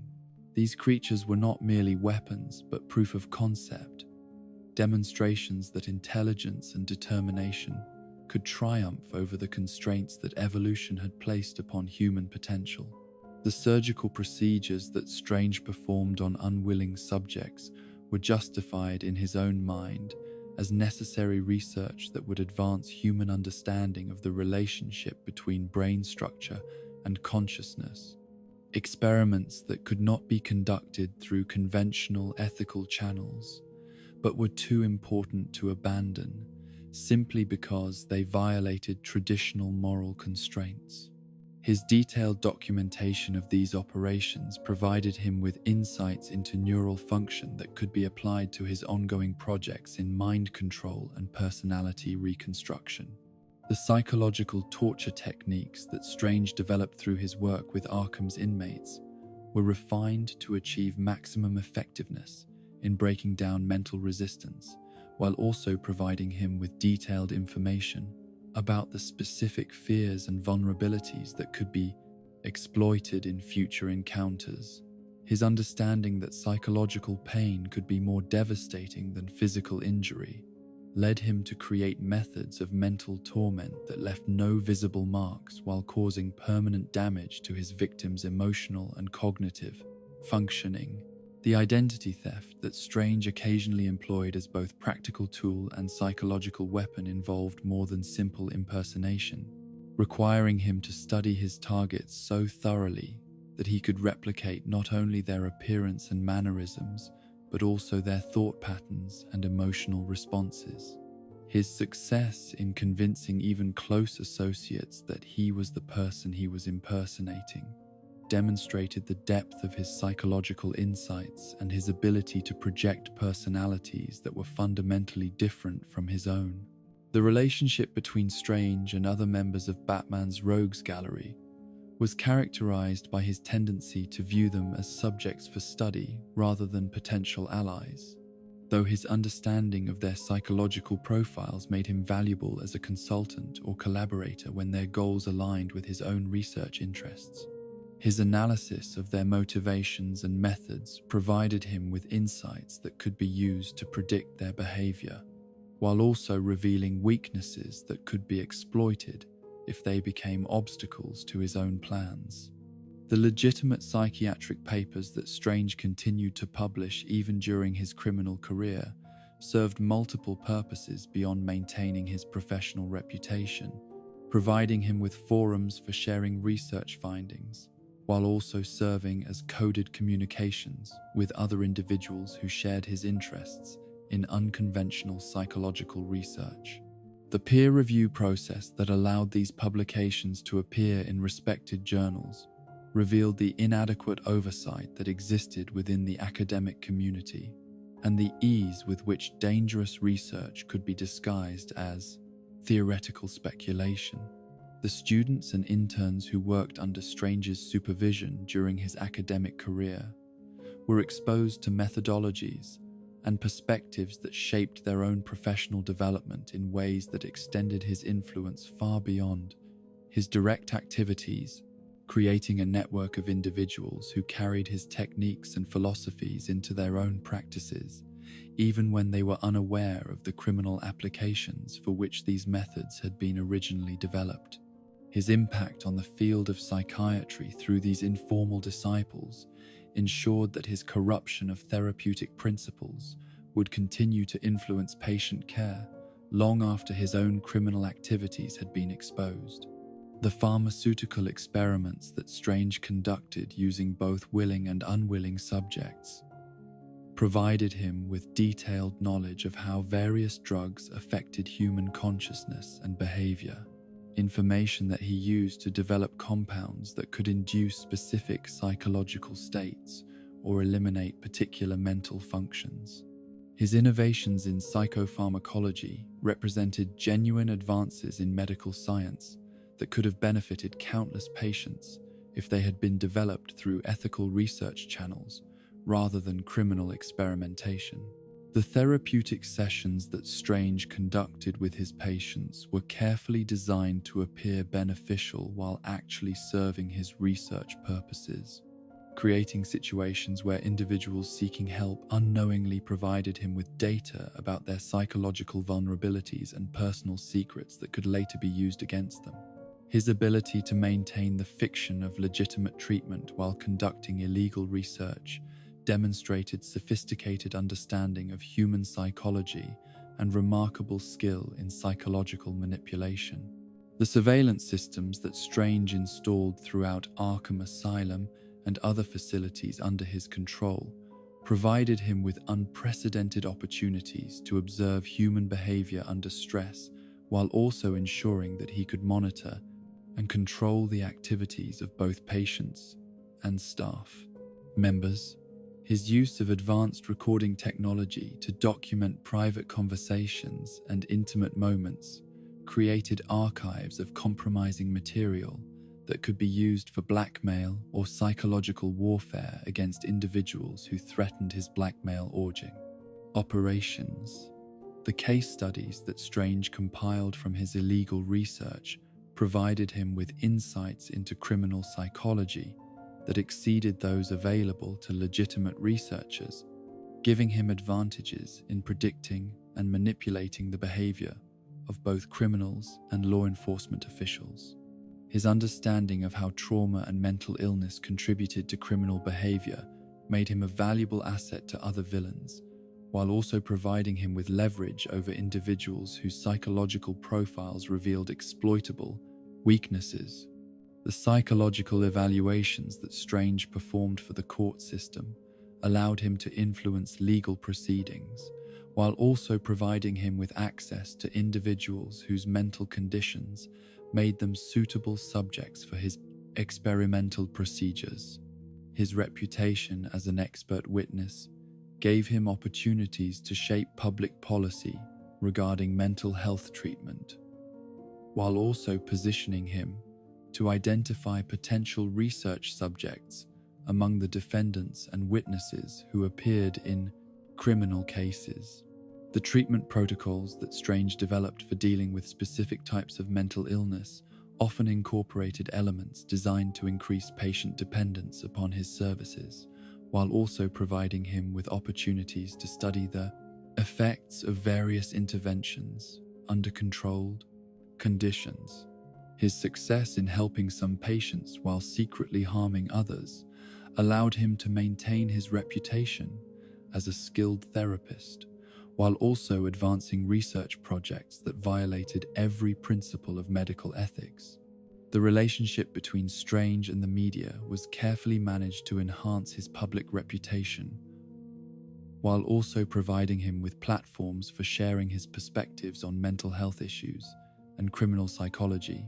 appearances that helped establish him as a trusted authority whose opinions carried weight with both professional colleagues and general audiences.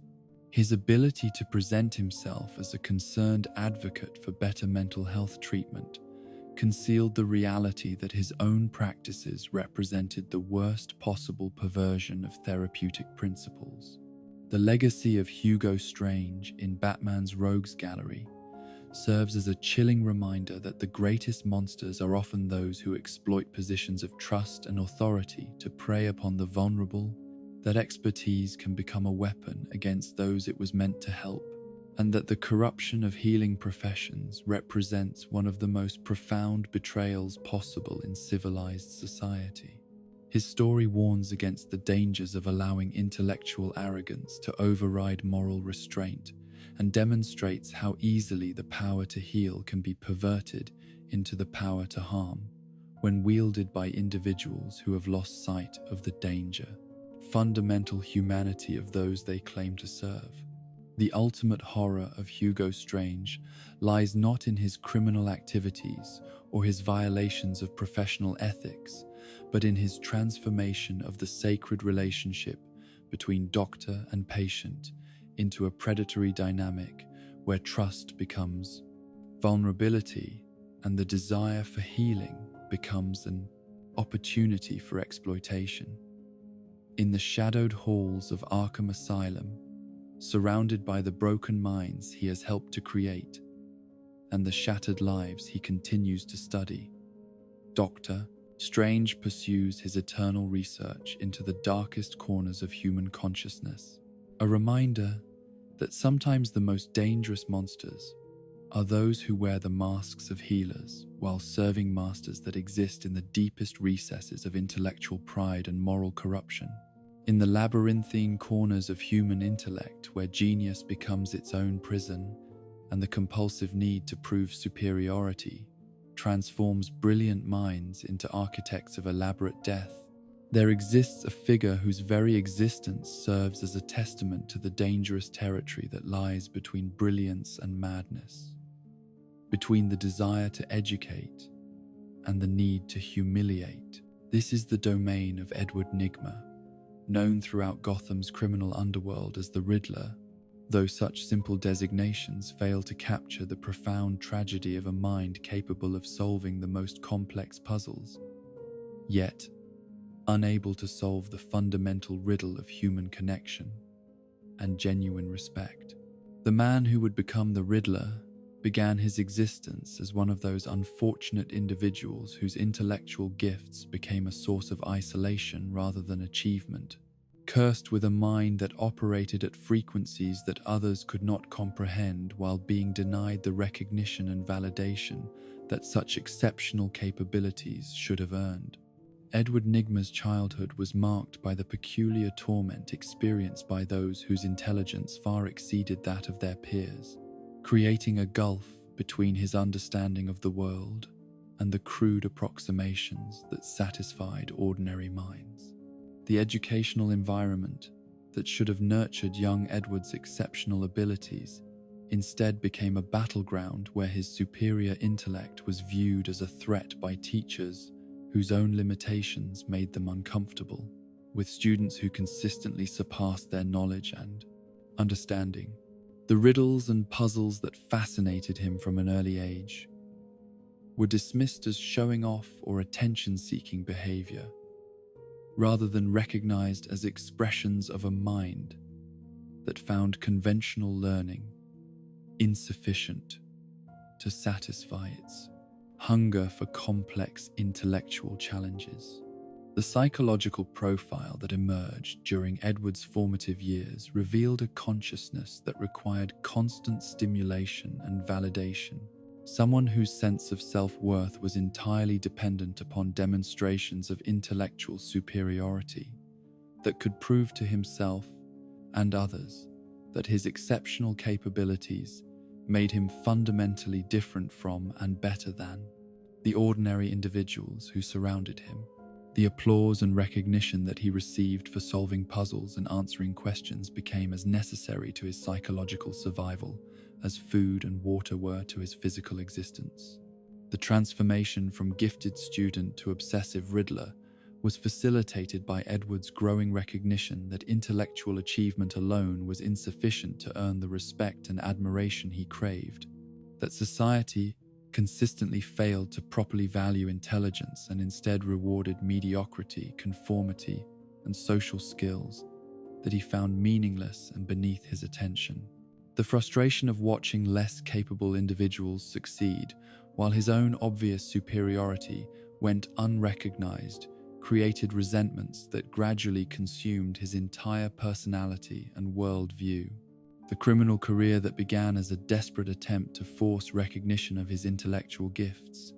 gradually evolved into something far more sinister and self-destructive, as Edward discovered that the compulsive need to prove his superiority through elaborate puzzles and death traps had become more important than any practical goals his crimes might achieve. The riddles that accompanied his criminal schemes were not merely clues left for law enforcement, but psychological imperatives that he could not resist, compulsions that revealed the depths of his mental illness, while also providing his enemies with the tools necessary to defeat him. The question mark that became the Riddler's signature symbol served multiple psychological functions beyond simple branding, representing both his obsession with unknown information and his fundamental uncertainty about his own worth and identity, despite his obvious intellectual capabilities. The green costume that incorporated this symbol throughout its design was a visual representation of his need to be recognized and remembered, a desperate attempt to create a persona that would finally command the attention and respect that Edward Nygma had been denied throughout his life. The death traps that the Riddler constructed for his victims were masterpieces of engineering and psychology that demonstrated his ability to combine technical expertise with intimate knowledge of human behavior and motivation, creating scenarios that tested not only problem-solving abilities but also moral courage and emotional resilience. These elaborate mechanisms were simultaneously expressions of his creative genius and monuments to his twisted belief that those who could not match his intellectual capabilities deserved to die for their inferiority. The riddles themselves revealed the sophisticated nature of Edward's intellect while also exposing the fundamental emptiness that lay at the core of his existence. Puzzles that were often brilliant in their construction yet ultimately meaningless beyond their function as demonstrations of his superior mental abilities. His compulsion to provide clues that would allow his schemes to be discovered and defeated spoke to deeper psychological needs that transcended any rational criminal objectives, reflecting his desperate desire for someone who could match his intellectual capabilities and therefore validate his sense of superiority. Batman's encounters with the Riddler represented unique challenges that tested the Dark Knight's detective skills and analytical reasoning in ways that differed fundamentally from his confrontations with other criminals whose motivations were more straightforward and whose methods relied primarily on physical force rather than intellectual manipulation. The psychological warfare that characterized their relationship went beyond simple cat and mouse games to encompass a form of mental chess where each move revealed information about the player's capabilities and weaknesses. The relationship between the Riddler and law enforcement was complicated by his simultaneous desire to be caught and his need to prove that he was too clever to be captured, creating scenarios where he provided enough clues to make solving his crimes theoretically possible, while also incorporating elements designed to demonstrate the intellectual inferiority of those attempting to stop him. His contempt for police officers and detectives was rooted in his belief that their success in previous cases had been due to luck rather than genuine problem-solving ability. The victims that the Riddler selected for his elaborate schemes were often chosen not for their wealth or political importance, but for their symbolic value as representatives of the society that had failed to appreciate his gifts, individuals whose deaths would serve as object lessons about the consequences of ignoring or undervaluing intellectual achievement. His particular hatred for those who had achieved success through what he perceived as inferior means made him especially dangerous to politicians, celebrities, and business leaders whose accomplishments he viewed as undeserved. The layers that the Riddler constructed as bases for his operations were themselves elaborate puzzles that incorporated architectural elements designed to confuse and disorient intruders, while also serving practical functions as workshops where he could design and build the complex mechanisms that his schemes required. The question mark motifs that decorated these spaces served as constant reminders of his obsession, while also functioning as psychological tools designed to reinforce his identity and purpose. The technology that the Riddler incorporated into his death traps and puzzle boxes represented cutting-edge engineering that could have had beneficial applications if it had been developed for constructive purposes rather than criminal schemes. Innovations that demonstrated his ability to solve complex technical problems, while also revealing the tragic waste of potential that his criminal career represented. His inventions often surpassed the capabilities of similar devices developed by legitimate researchers and engineers, yet they were employed exclusively for destructive purposes. The psychological torture that accompanied many of the Riddler's schemes was designed to be as devastating as the physical threats they incorporated, creating situations where victims were forced to confront their own intellectual limitations, while also facing the possibility of death or serious injury if they failed to solve the puzzles presented to them. His understanding of human psychology allowed him to create scenarios that attacked his target's self-confidence and sense of competence, while also testing their problem-solving abilities under extreme stress. The relationship between the Riddler and other members of Batman's rogues gallery was characterized by his tendency to view them as intellectually inferior beings whose crude methods and obvious motivations made them unworthy of his Batman's respect or partnership, though he occasionally collaborated with other criminals when their resources or capabilities could serve his own purposes. His condescending attitude toward other villains often created conflicts that undermined potential alliances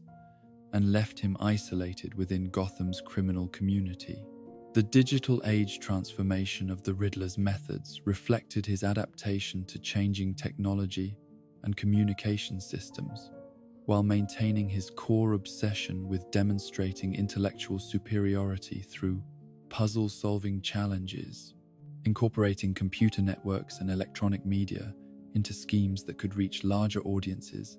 and create more sophisticated forms of psychological manipulation. His embrace of internet culture and social media platforms provided him with new venues for his compulsions,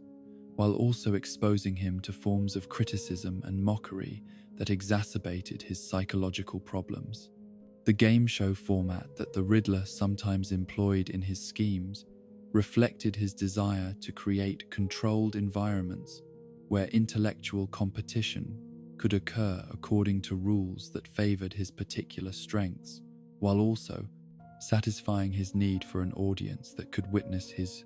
demonstrations of mental superiority. These elaborate productions required significant resources and planning,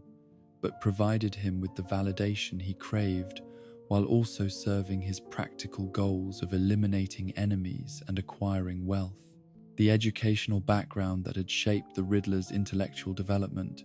became both a source of his capabilities and a limitation that constrained his thinking within academic frameworks that were poorly suited to the practical realities of criminal enterprises and human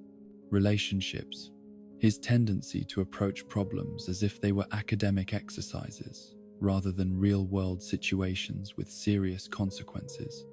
often led to overcomplicated schemes that created unnecessary vulnerabilities and opportunities for his enemies to exploit. The obsessive-compulsive behaviors that governed the Riddler's daily life extended far beyond his criminal activities to encompass every aspect of his existence, creating rigid patterns and rituals that provided him with psychological comfort, while also making his actions predictable to those who understood his psychological profile. His need for order and symmetry in all things was both a source of strength that enabled him to create complex puzzles and a weakness that could be exploited by enemies who recognized his patterns. The narcissistic personality disorder that characterized the Riddler's psychological makeup was evident in his inability to form genuine relationships with others, and his tendency to view all human interactions as competitions that he needed to win in order to maintain his sense of self-worth, creating a cycle of isolation and validation, seeking that gradually consumed his entire existence. His brief moments of self-awareness about the destructive nature of his compulsions were quickly overwhelmed by the psychological needs that drove his criminal behavior. The riddles that the Riddler posed to his victims and adversaries often contained multiple layers of meaning that reflected both his intellectual sophistication and his deep-seated psychological problems, incorporating references to literature, mathematics, science, and popular culture, while also serving as coded expressions of his internal conflicts and emotional needs. The analysis of these puzzles provided insights into his mental state, while also revealing information that could be used to predict his future actions and locate his hiding places. The costume changes and identity modifications that the Riddler occasionally employed reflected his ongoing search for a persona that would finally earn him the recognition he craved, while also serving practical purposes in evading law, enforcement, and concealing his activities from potential enemies. His experiments with different visual presentations demonstrated his understanding of psychology and marketing, while also revealing his fundamental uncertainty about his own identity and purpose. The legacy of the Riddler in Batman's Rogues Gallery serves as a cautionary tale about the dangers of intellectual arrogance and the way that exceptional gifts can become curses when they are not balanced by emotional intelligence and Batman's genuine human connection, warning against the seductive appeal of believing that mental superiority justifies moral superiority and that intelligence alone can provide meaning and purpose in life. His story demonstrates how the need for validation and recognition can corrupt even the most brilliant minds when those needs are not met through healthy channels and constructive relationships. The ultimate tragedy of Edward Nygma lies not in his criminal activities or his elaborate schemes, but in his inability to recognize that true intelligence includes wisdom about human nature and the understanding that genuine respect cannot be forced through demonstrations of superiority, but must be earned through contributions that benefit others, rather than simply proving one's own capabilities. In his question-mark-covered lair,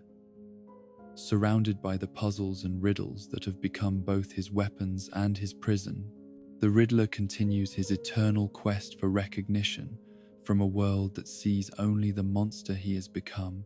rather than the brilliant mind that could have been a gift to humanity if it had been guided by humility rather than pride, by love rather than narcissism, by the desire to elevate others rather than the compulsion to prove his own elevation above them. In the fractured landscape of human consciousness, where the boundaries between self and other become blurred beyond recognition and the fundamental unity of individual identity dissolves into warring fragments that speak with different voices and harbor conflicting desires, there exists a tragedy so profound that it challenges our most basic assumptions about the nature of personality and free will. This is the realm of Arnold Wesker, known throughout Gotham's underworld as the ventriloquist, though such simple designation fails to capture the horrifying complexity of a man whose mind has shattered so completely that he has become a prisoner within his own body, dominated by a wooden puppet that has somehow achieved a malevolent consciousness more powerful than the human soul it has enslaved.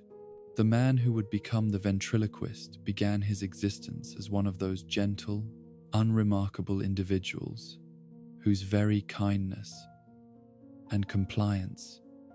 made them vulnerable to exploitation by those with stronger wills and fewer scruples, a personality so thoroughly passive and accommodating that it seemed incapable of harboring violence or criminal intent. Arnold Wesker possessed the kind of meek disposition that invited bullying from childhood through adulthood, creating a lifetime of experiences where his own desires and opinions were consistently overruled by more assertive individuals who recognized his inability to defend himself or assert his own interests. The psychological profile that emerged during Wesker's formative years revealed a consciousness that had learned to survive through submission and self-effacement, someone whose sense of identity was so fragile and underdeveloped that he existed primarily as a reflection of the expectations and demands of others, rather than as an autonomous individual capable of independent thought and action. The trauma that shaped his character was not a single catastrophic event, but rather the accumulated weight of countless small humiliations and defeats that gradually eroded his capacity for self-assertion until nothing remained but an empty vessel, waiting to be filled by some external force. The bookkeeping job that provided Wesker with his primary source of income and social identity during his adult years was perfectly suited to someone whose personality had been trained from childhood to follow instructions without question and to find satisfaction in completing tasks assigned by others rather than pursuing goals of his own creation. The accounting firm that employed him valued his meticulous attention to detail and his absolute reliability, qualities that made him an ideal employee, even as they reinforced patterns of dependency and submission that had defined his entire existence. The criminal organization that would ultimately destroy Wesker's fragile hold on sanity operated according to principles of intimidation and violence that were completely foreign to someone whose entire worldview was built upon compliance and peaceful coexistence with authority figures.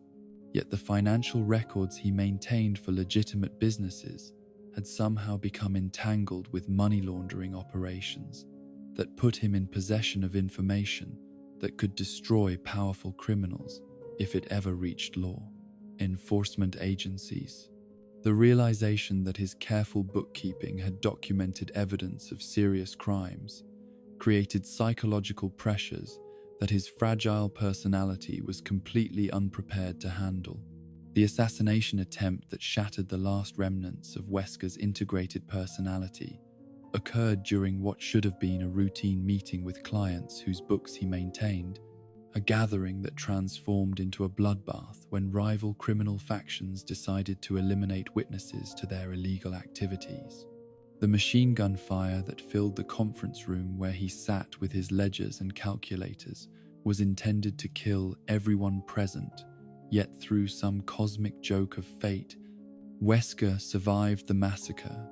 while everyone around him died in a hail of bullets that painted the walls with blood and brain matter. The psychological trauma that resulted from witnessing such overwhelming violence while being helpless to prevent or escape it created fractures in Wesker's already fragile psyche that allowed buried aspects of his personality to emerge in forms that his conscious mind could not acknowledge or control. The rage and frustration that he had suppressed throughout his lifetime of victimization found expression through the puppet that he discovered among the debris of the crime scene, a ventriloquist dummy named Mr.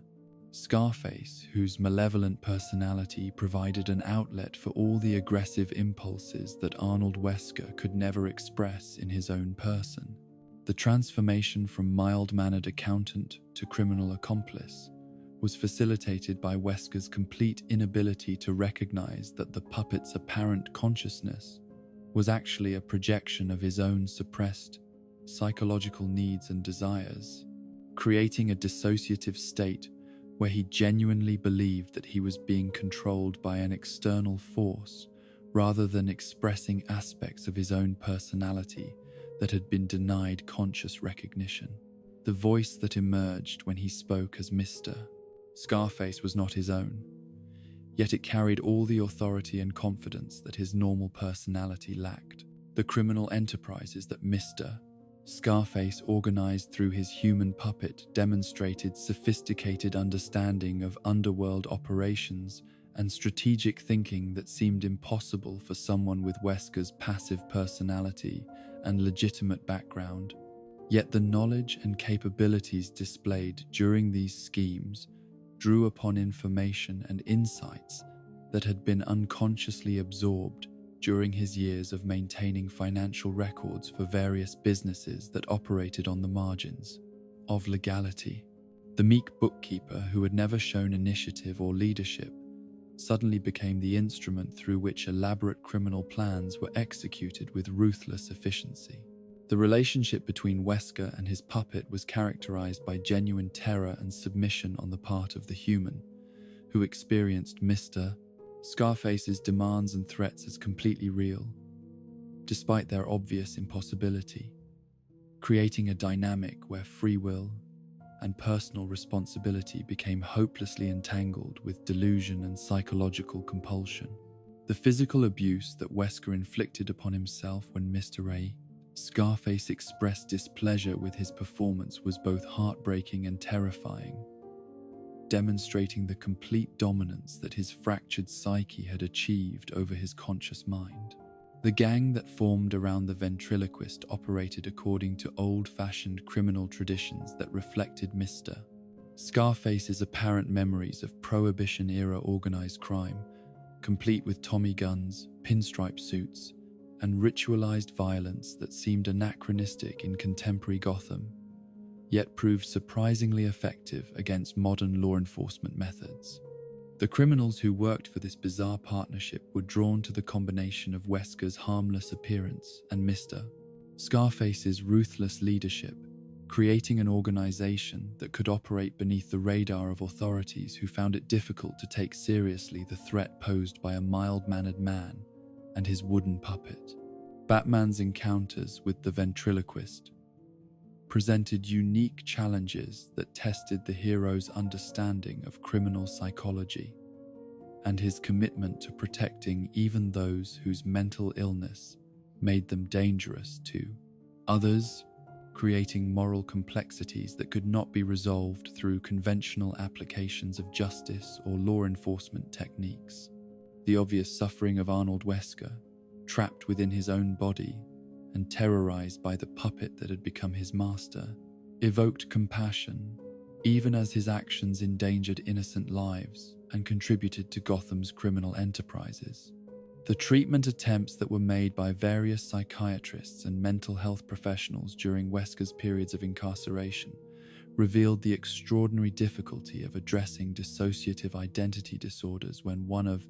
the alternate personalities was projected onto an external object that served as both symbol and anchor for the psychological split that defined the patient's condition. The destruction of Mr. Scarface puppets was attempted multiple times, yet new dolls invariably appeared to serve as vessels for the malevolent personality that had taken control of Wesker's life. The speech impediment that characterized Wesker's normal conversation patterns, his inability to pronounce certain consonants that emerged clearly when he spoke as Mr. Scarface,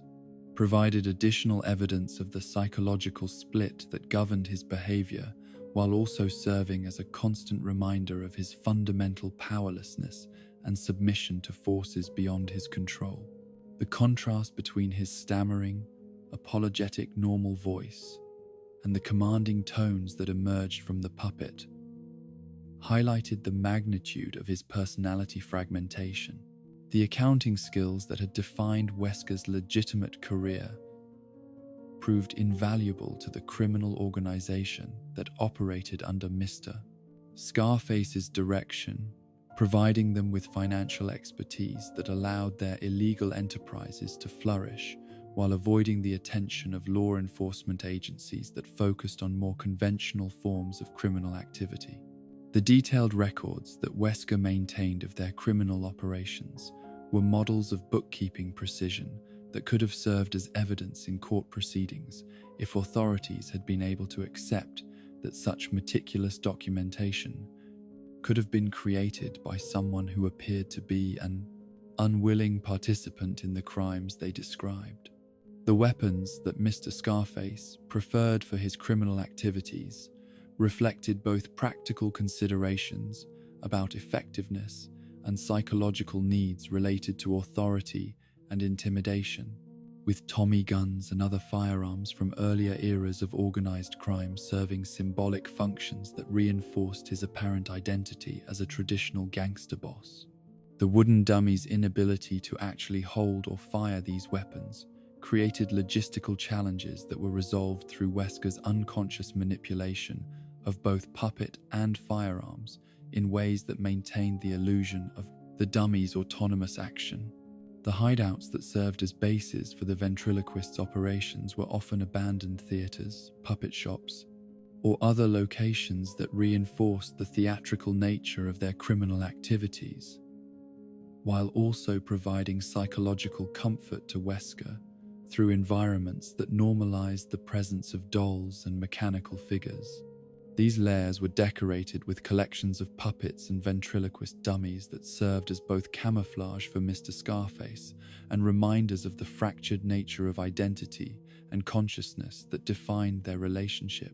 The relationship between the ventriloquist and other members of Batman's rogues gallery was complicated by the obvious mental illness that characterized Wesker's condition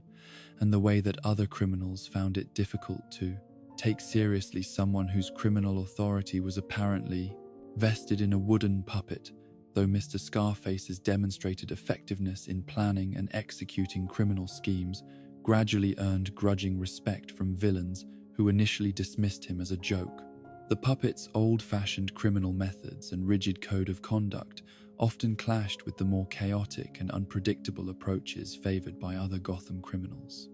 The moments of clarity that occasionally broke through Wesker's dissociative state, when he seemed to recognize the puppet as an inanimate object and attempted to resist its influence, were perhaps the most tragic aspects of his condition, revealing the ongoing struggle between different aspects of his personality, while also demonstrating the impossibility of achieving lasting integration without intensive therapeutic intervention that addressed the underlying trauma that had created his psychological fragmentation. These brief glimpses of his original personality provided hope for potential recovery, while also highlighting the magnitude of the psychological damage that would need to be overcome. The loyalty that Wesker displayed toward Mr. Scarface, despite the abuse and terror that characterized their relationship, reflected both his lifelong patterns of submission to authority figures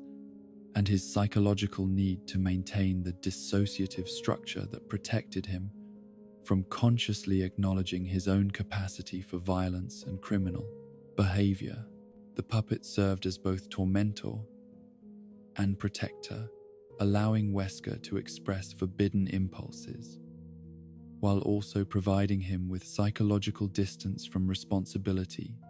for actions that his conscious mind could never accept as his own. The legacy of the ventriloquist in Batman's Rogues Gallery serves as a haunting reminder of the fragility of human consciousness and the ways that trauma can shatter personality into fragments that war against each other within the same individual, creating internal conflicts that manifest as external struggles between apparently separate entities. His story warns against the dangers of suppressing natural assertiveness and the importance of addressing psychological wounds before they metastasize into conditions that transform victims into perpetrators, while also highlighting the tragic reality that some forms of mental illness create suffering that extends far beyond the individuals who experience them directly. The ultimate tragedy of Arnold Wesker lies not in his criminal activities or his mental illness, but in his complete loss of agency and autonomy, his transformation from a gentle human being into a puppet controlled by aspects of his own personality that he cannot acknowledge or integrate, condemned to serve as an instrument of violence while remaining conscious enough to suffer from the horror of his own actions. In the shadowed corners of Gotham's criminal underworld, surrounded by the wooden figures that mock human consciousness while serving as vessels for its darkest impulses, the ventriloquist continues his eternal performance, a broken man dancing to the tune of his own fractured psyche, while the puppet master and the puppet engage in their endless dialogue of domination and submission, authority and helplessness, sanity and madness that defines the thin line between self and other, in the landscape of a mind that has forgotten how to be whole, in the malleable depths of human identity, where the fundamental question of who we are becomes a nightmare of infinite possibility, and the very substance of selfhood proves as changeable as water poured from vessel to vessel. There exists a being whose tragedy encompasses the complete loss of individual essence and the transformation of consciousness into something that can become anyone, yet remains forever no one. This is the realm of Basil Carlo, known throughout Gotham's criminal underworld as Clayface, though such simple designations cannot capture the profound horror of a man who has literally lost himself in the pursuit of perfect performance, becoming a creature of living clay whose every attempt to reclaim his humanity only serves to emphasize how thoroughly that humanity has been destroyed.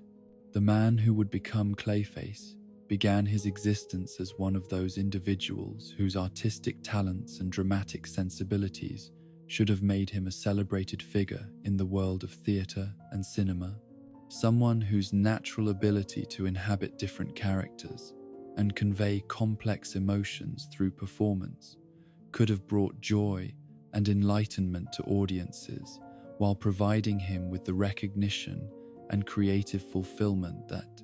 every true artist craves. Basil Carlo possessed the kind of raw talent that could transform simple entertainment into profound artistic experience, gifts that should have established him as one of the greatest actors of his generation rather than one of Batman's most tragic and dangerous adversaries. The golden age of Carlo's legitimate career was marked by performances that critics praised for their intensity and psychological depth, roles that allowed him to explore the full range of human emotion, while also demonstrating his remarkable ability to disappear completely into the characters he portrayed. His specialty was classical tragedy, those timeless stories of noble figures brought low by fate and their own character flaws, dramas that seemed particularly suited to his dark sensibilities and his intuitive understanding of how greatness could be corrupted by pride, ambition, or circumstance. The decline that marked the end of Carlo's mainstream acting career was not the result of diminished talent or artistic failure, but rather a consequence of changing tastes in popular entertainment, and the film industry's shift toward younger performers who could appeal to demographic groups that advertisers considered more valuable than the sophisticated audiences who appreciated classical drama. The roles that had once showcased his exceptional abilities gradually became scarcer, replaced by opportunities that required less skill but offered greater commercial appeal to producers who valued marketability over artistic merit. The psychological impact of this professional rejection was devastating for someone whose entire sense of identity had been built upon his ability to inhabit fictional characters so completely that they became more real and vivid than his own personality, creating an existential crisis that challenged his understanding of who he was when he was not performing. The applause and critical acclaim that had provided him with validation and purpose throughout his adult life disappeared, leaving him adrift in a world that no longer valued the gifts that had defined his existence. The experimental film project that would ultimately destroy Basil Carlo's humanity was presented to him as an opportunity to demonstrate the relevance of classical acting techniques in contemporary cinema, a chance to prove that serious dramatic training could enhance even the most technologically advanced productions. The movie's plot involved themes of identity and transformation that seemed perfectly suited to his philosophical interests and acting abilities, while the advanced special effects promised to create visual experiences that no previous film had achieved. The clay-like substance that was intended to serve as a revolutionary new makeup material represented cutting-edge developments in biochemistry and materials science, compounds that could be molded and shaped with unprecedented precision, while also responding to the wearer's emotional state and muscular movements to create expressions and transformations that traditional makeup could never accomplish. The scientists who developed this material believed they had created the ultimate tool for cinematic illusion, a substance that would revolutionize the art of character transformation and allow actors to achieve levels of physical metamorphosis previously possible only through digital effects. The accident that transformed Carlo from human actor into shape-shifting horror occurred during what should have been a routine application of the experimental makeup, a process that went catastrophically wrong when equipment failure and human error combined to expose him to concentrated doses of the unstable compounds that comprised the revolutionary material. The chemical reaction that followed was both immediate and irreversible, altering his cellular structure in ways that made normal human biology obsolete, while granting him abilities that transcended the boundaries between performance and reality. The physical transformation that resulted from his exposure to the experimental clay was both a fulfillment of his deepest artistic ambitions and a curse that destroyed everything that had made those ambitions meaningful, providing him with the ultimate ability to become anyone while simultaneously ensuring that he could never again be himself. His body became a living sculpture that could be reshaped according to his will. Yet the consciousness that controlled this malleable form was no longer entirely human, having been altered by the same process that had changed his physical structure. The psychological impact of losing his original form was perhaps more devastating than the physical changes themselves. For Carlo discovered that his sense of identity had been so thoroughly tied to his appearance and his ability to project specific personalities that the loss of a stable physical form created an existential void that no amount of shapeshifting could fill. The faces he could create were perfect copies of other people's features, yet they felt like masks worn by something that was no longer capable of genuine self-expression or authentic emotion. The criminal career that Carlo embarked upon following his transformation was motivated not by greed or ambition, but by desperate attempts to reclaim some sense of purpose and identity through the only activities that his new form made possible, using his shape-shifting abilities to commit crimes that required infiltration and impersonation, while also serving his deeper psychological need to inhabit roles that provided temporary relief from the horror of his condition. The money and power he acquired through these activities were meaningless, compared to the brief moments when successful impersonation allowed him to feel almost human again. The methodology that Clayface employed in his criminal schemes demonstrated the sophisticated understanding of human psychology and social dynamics that he had developed during his acting career, combined with physical capabilities that made detection and apprehension extremely difficult for law enforcement agencies that were unprepared to deal with someone who could literally become anyone. His ability to infiltrate secure facilities by impersonating authorized personnel, to gather intelligence by assuming the identities of trusted associates, and to escape capture by transforming into entirely different people, made him one of the most dangerous criminals in Gotham's history. Batman's encounters with Clayface presented unique challenges that tested not only the Dark Knight's detective skills, but also his ability to maintain his sense of identity when confronted with an enemy who could perfectly replicate his appearance, voice, and mannerisms while using that mimicry to corrupt his relationships and damage his reputation. The psychological warfare inherent in fighting someone who could become anyone meant that every encounter raised questions about trust, authenticity, and the nature of identity itself. The relationships that Clayface attempted to form with other criminals were consistently undermined by their inability to trust someone whose appearance and personality could change at will, creating isolation that compounded his existing psychological problems while also limiting his effectiveness as a criminal collaborator. Even villains who were themselves mentally unstable found his shape-shifting abilities disturbing and unpredictable, making him more of a liability than an asset in most criminal enterprises. The various forms that Clayface could assume ranged from perfect human replicas to monstrous shapes that reflected his internal psychological state, with his appearance often serving as a visual representation of his emotional condition and mental stability at any given moment. His ability to create additional appendages, to alter his size and density, and to split himself into multiple entities demonstrated capabilities that seemed to violate fundamental laws of physics, while also providing him with combat advantages that few opponents could counter through conventional means. The laboratory that Clayface established as his primary base of operations was filled with mirrors, photographs, and video recordings that he used to study and perfect his impersonations, creating a shrine to identity that reflected his obsession with understanding and replicating the essential characteristics that made each person unique. The detailed files he maintained on potential impersonation targets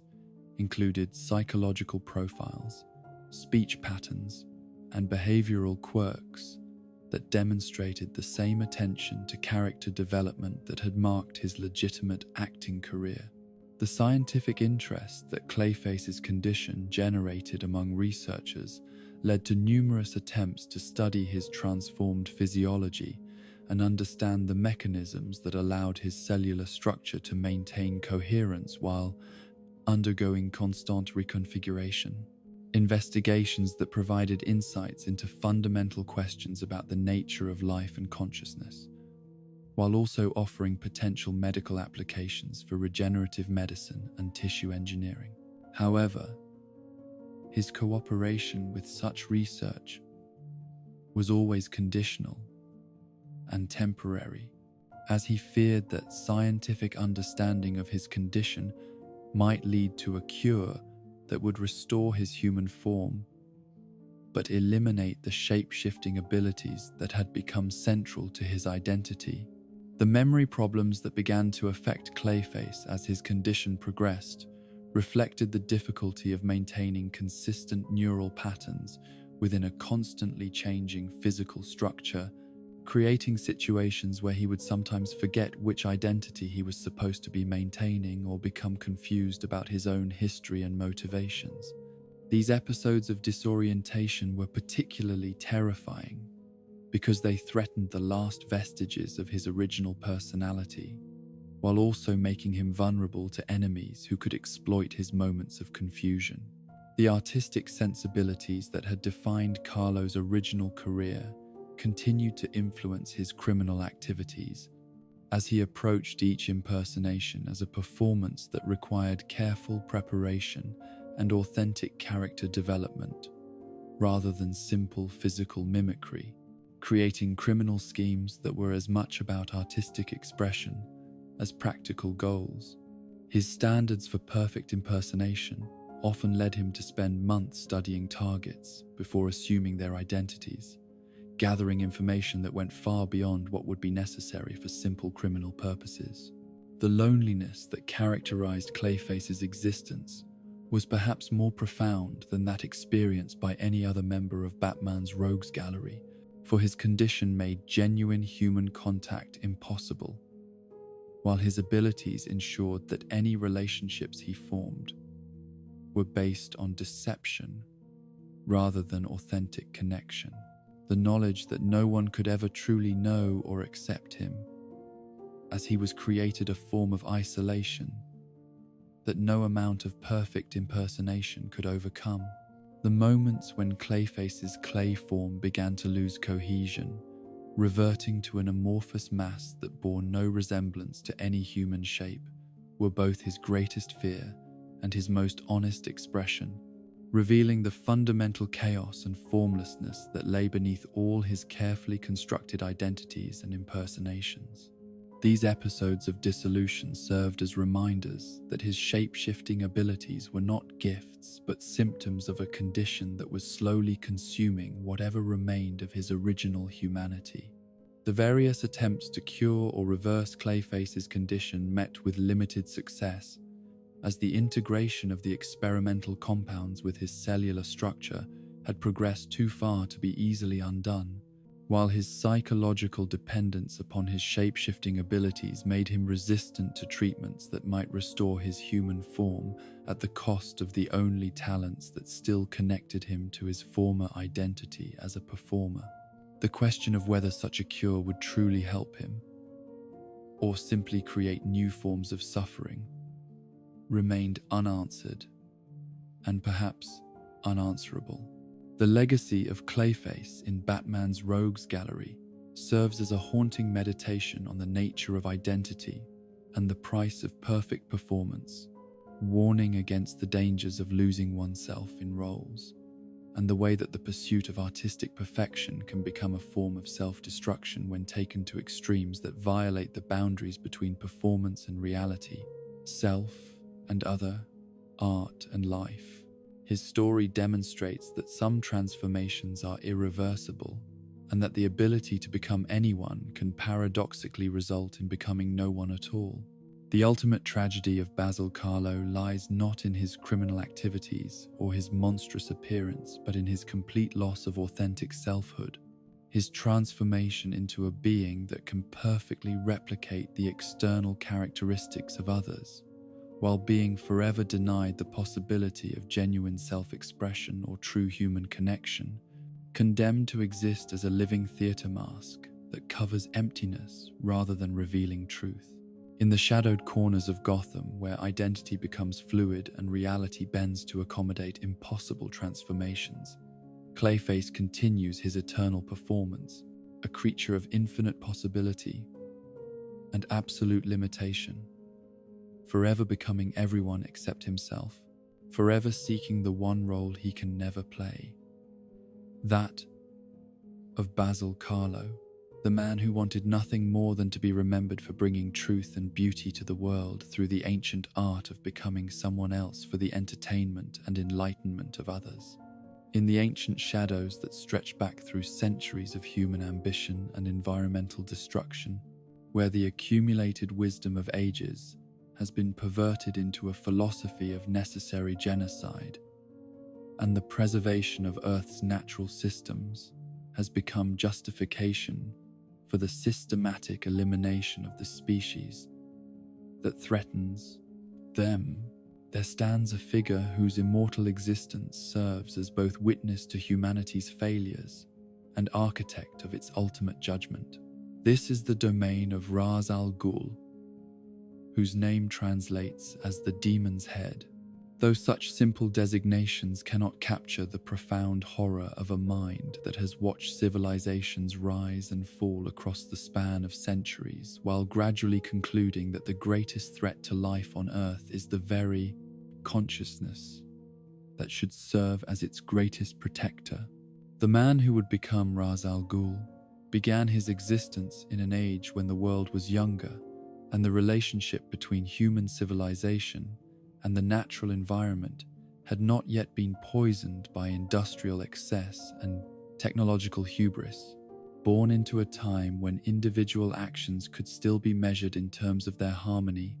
with natural cycles rather than their contribution to global systems of exploitation and destruction. His origins lie shrouded in the mists of ancient history. Yet the fragments that have survived speak of someone who possessed both the intellectual brilliance necessary to understand complex ecological relationships and the moral certainty required to make decisions that would affect the fate of entire species. The transformation from ordinary mortal into immortal eco-terrorist was facilitated by his discovery of the Lazarus Pits, those mysterious pools of alchemical compounds that could restore life to the dead while also granting extended lifespans to the living, yet at costs that included psychological instability and the gradual erosion of human empathy that made the extended life they provided increasingly hollow and meaningless. The first time that Ra's al Ghul emerged from the green flames of resurrection, he brought with him not only renewed physical vitality, but also a perspective on human existence that had been fundamentally altered by the experience of death and rebirth. The centuries that followed his initial resurrection provided Ra's al Ghul with unprecedented opportunities to observe human civilization from a perspective that transcended the limitations of individual lifespans and cultural contexts, allowing him to see patterns of behavior and development that were invisible to ordinary mortals, whose lives were too brief to encompass more than fragments of historical change. What he witnessed during these extended observations was a species that seemed incapable of learning from its mistakes, that repeated cycles of environmental destruction and social collapse across different continents and eras, without ever developing the wisdom necessary to break free from self-destructive patterns. The League of Assassins that became Ra's al Ghul's primary instrument for implementing his vision of necessary population control was built upon foundations of absolute loyalty and philosophical commitment that transcended normal human attachments to family, nation, or personal advancement, creating an organization whose members were united by shared conviction that their violent actions served purposes that justified any amount of individual sacrifice or moral compromise.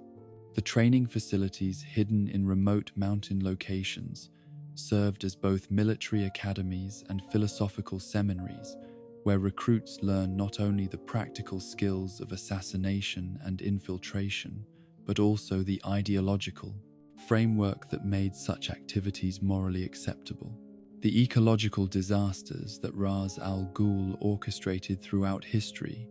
were presented as object lessons designed to demonstrate the consequences of environmental irresponsibility, while also serving his broader goal of reducing human population to levels that the Earth's natural systems could support without permanent damage. His manipulation of plague outbreaks, his triggering of natural disasters, his systematic elimination of individuals whose activities contributed to environmental destruction, all served multiple purposes while advancing his ultimate vision of a world where humanity existed in harmony with nature rather than in opposition to it. The philosophy that emerged from Ra's al Ghul's extended observations of human behavior was built upon the premise that consciousness itself might have been an evolutionary mistake, a development that granted individual organisms sufficient intelligence to exploit their environment, without providing them with the wisdom necessary to understand the long-term consequences of their actions. In his view, human civilization represented a cancer upon the Earth's living systems, a malignancy that would ultimately destroy not only itself but also countless other species, unless it was treated through methods that conventional morality would consider unthinkable. Batman's first encounters with Ra's al Ghul revealed the unique challenges posed by an enemy whose perspective encompassed centuries of human history and whose goals, however extreme in their implementation, were rooted in legitimate concerns about environmental destruction and species survival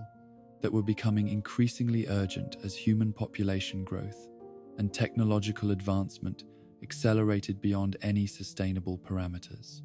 The moral complexity of opposing someone whose diagnosis of humanity's problems was largely accurate, even if his proposed solutions were genocidal in scope, forced the Dark Knight to confront uncomfortable questions about the relationship between conservation and human rights. The Lazarus pits that sustained Ra's al Ghul's extended existence were not merely pools of rejuvenating chemicals, but represented advanced understanding of biochemistry and cellular regeneration that could have revolutionized medicine and extended human lifespans for beneficial purposes, if the knowledge had been shared through legitimate scientific channels rather than hoarded by someone whose worldview made him fundamentally opposed to human flourishing. The locations of these pits, carefully hidden in remote areas that remained largely untouched by human development, served as sanctuaries where the natural world could exist without interference, while also providing bases for operations against industrial civilization. The daughter that Ra's al Ghul raised to serve as his successor and eventual partner in his campaign against humanity represented perhaps the most tragic aspect of his extended existence, for Talia al Ghul embodied both his highest hopes for the future and his fundamental failure to understand that love and genocide could never coexist in the same philosophical framework. Her training from childhood to serve his vision, while also developing genuine affection for those she was meant to help destroy, created internal conflicts that would ultimately compromise the very mission she had been raised to fulfill. The relationship between Ra's al Ghul and Talia reflected the broader contradictions inherent in his worldview, as his genuine love for his daughter coexisted uneasily with his commitment to reducing human population and his conviction that individual lives were less important than species survival and environmental protection. The psychological damage inflicted upon someone who was taught from infancy that her highest purpose was to participate in the systematic elimination of her own species demonstrated the corrosive effects of extremist ideology, even upon those who embraced it willingly. The various schemes that Ra's al Ghul devised over the centuries reflected his evolution from someone who targeted specific individuals responsible for environmental crimes to a terrorist who was willing to eliminate entire populations if their continued existence threatened ecological stability, demonstrating how extended exposure to human suffering and environmental destruction could gradually erode moral restraints that should have prevented such extreme measures. His progression from selective assassination to mass murder illustrated the dangerous trajectory of anyone who concluded that the ends justified any conceivable means. The global networks that Ra's al Ghul established to support his operations included legitimate environmental organizations whose members were unaware of their connection to his extremist activities, creating situations where genuine conservationists unknowingly provided intelligence and resources that were used to plan terrorist attacks against industrial targets and population centers. His ability to present himself as a concerned environmentalist while secretly orchestrating campaigns of mass destruction demonstrated the ease with which noble causes could be infiltrated and corrupted by those with hidden agendas. The scientific research that Ra's al Ghul funded through various front organizations contributed to legitimate advances in ecological science and environmental monitoring, while also providing him with detailed information about ecosystem vulnerabilities and population dynamics that could be exploited for terrorist purposes, creating a body of knowledge that served both constructive and destructive goals, depending upon how it was applied. His understanding of complex ecological relationships often exceeded that of conventional researchers, because his extended lifespan had allowed him to observe long-term environmental changes that were invisible to normal human timeframes. The recruitment methods that the League of Assassins employed to identify and train new members involved seeking out individuals whose personal tragedies or philosophical convictions made them susceptible to extremist arguments about the pound, necessity of violence in service of higher purposes, creating an organization that attracted people whose legitimate grievances had been weaponized against the very civilization they had once sought to improve. The transformation of environmental activists into terrorists illustrated the thin line between passionate advocacy and dangerous fanaticism when exposed to charismatic leadership and compelling but ultimately destructive ideologies. The relationship between Ra's al Ghul and other eco-terrorists and environmental extremists was complicated by his tendency to view them as useful tools rather than genuine allies, reflecting his belief that even the most dedicated conservationists were ultimately compromised by their humanity and their inability to make the hard choices that true environmental protection required. His manipulation of environmental movements for his own purposes often resulted in the destruction of legitimate organizations whose work could have achieved positive changes through legal and democratic means. The technological capabilities that Ra's al Ghul accumulated over centuries of existence included advanced weapons systems, sophisticated surveillance networks, and experimental biotechnology that combined cutting-edge science with ancient knowledge preserved from civilizations that had achieved ecological balance before being destroyed by human expansion and development. His integration of traditional wisdom with modern technology created unique advantages that conventional law enforcement and military organizations were unprepared to counter or comprehend. The moments when Ra's al Ghul displayed something approaching traditional human emotion or moral consideration were often triggered by his relationship with Talia or by encounters with individuals whose commitment to environmental protection seemed to transcend ordinary human selfishness, creating brief opportunities for connection that were ultimately undermined by his fundamental conviction that humanity as a species was irredeemably destructive and therefore deserving of elimination. These glimpses of his original humanity provided hope for potential redemption while also highlighting the magnitude of the philosophical corruption that centuries of extremism had created. The legacy of Ra's al Ghul in Batman's Rogues Gallery serves as a chilling reminder that even the most legitimate and necessary causes can become monstrous when pursued without regard for human rights and individual dignity, that the line between environmental protection and eco-fascism can be crossed by those who lose sight of the fundamental truth that humans are part of nature rather than separate from it, and that immortality without wisdom is perhaps the greatest curse that can be inflicted upon any consciousness. His story warns against the seductive appeal of simple solutions to complex problems,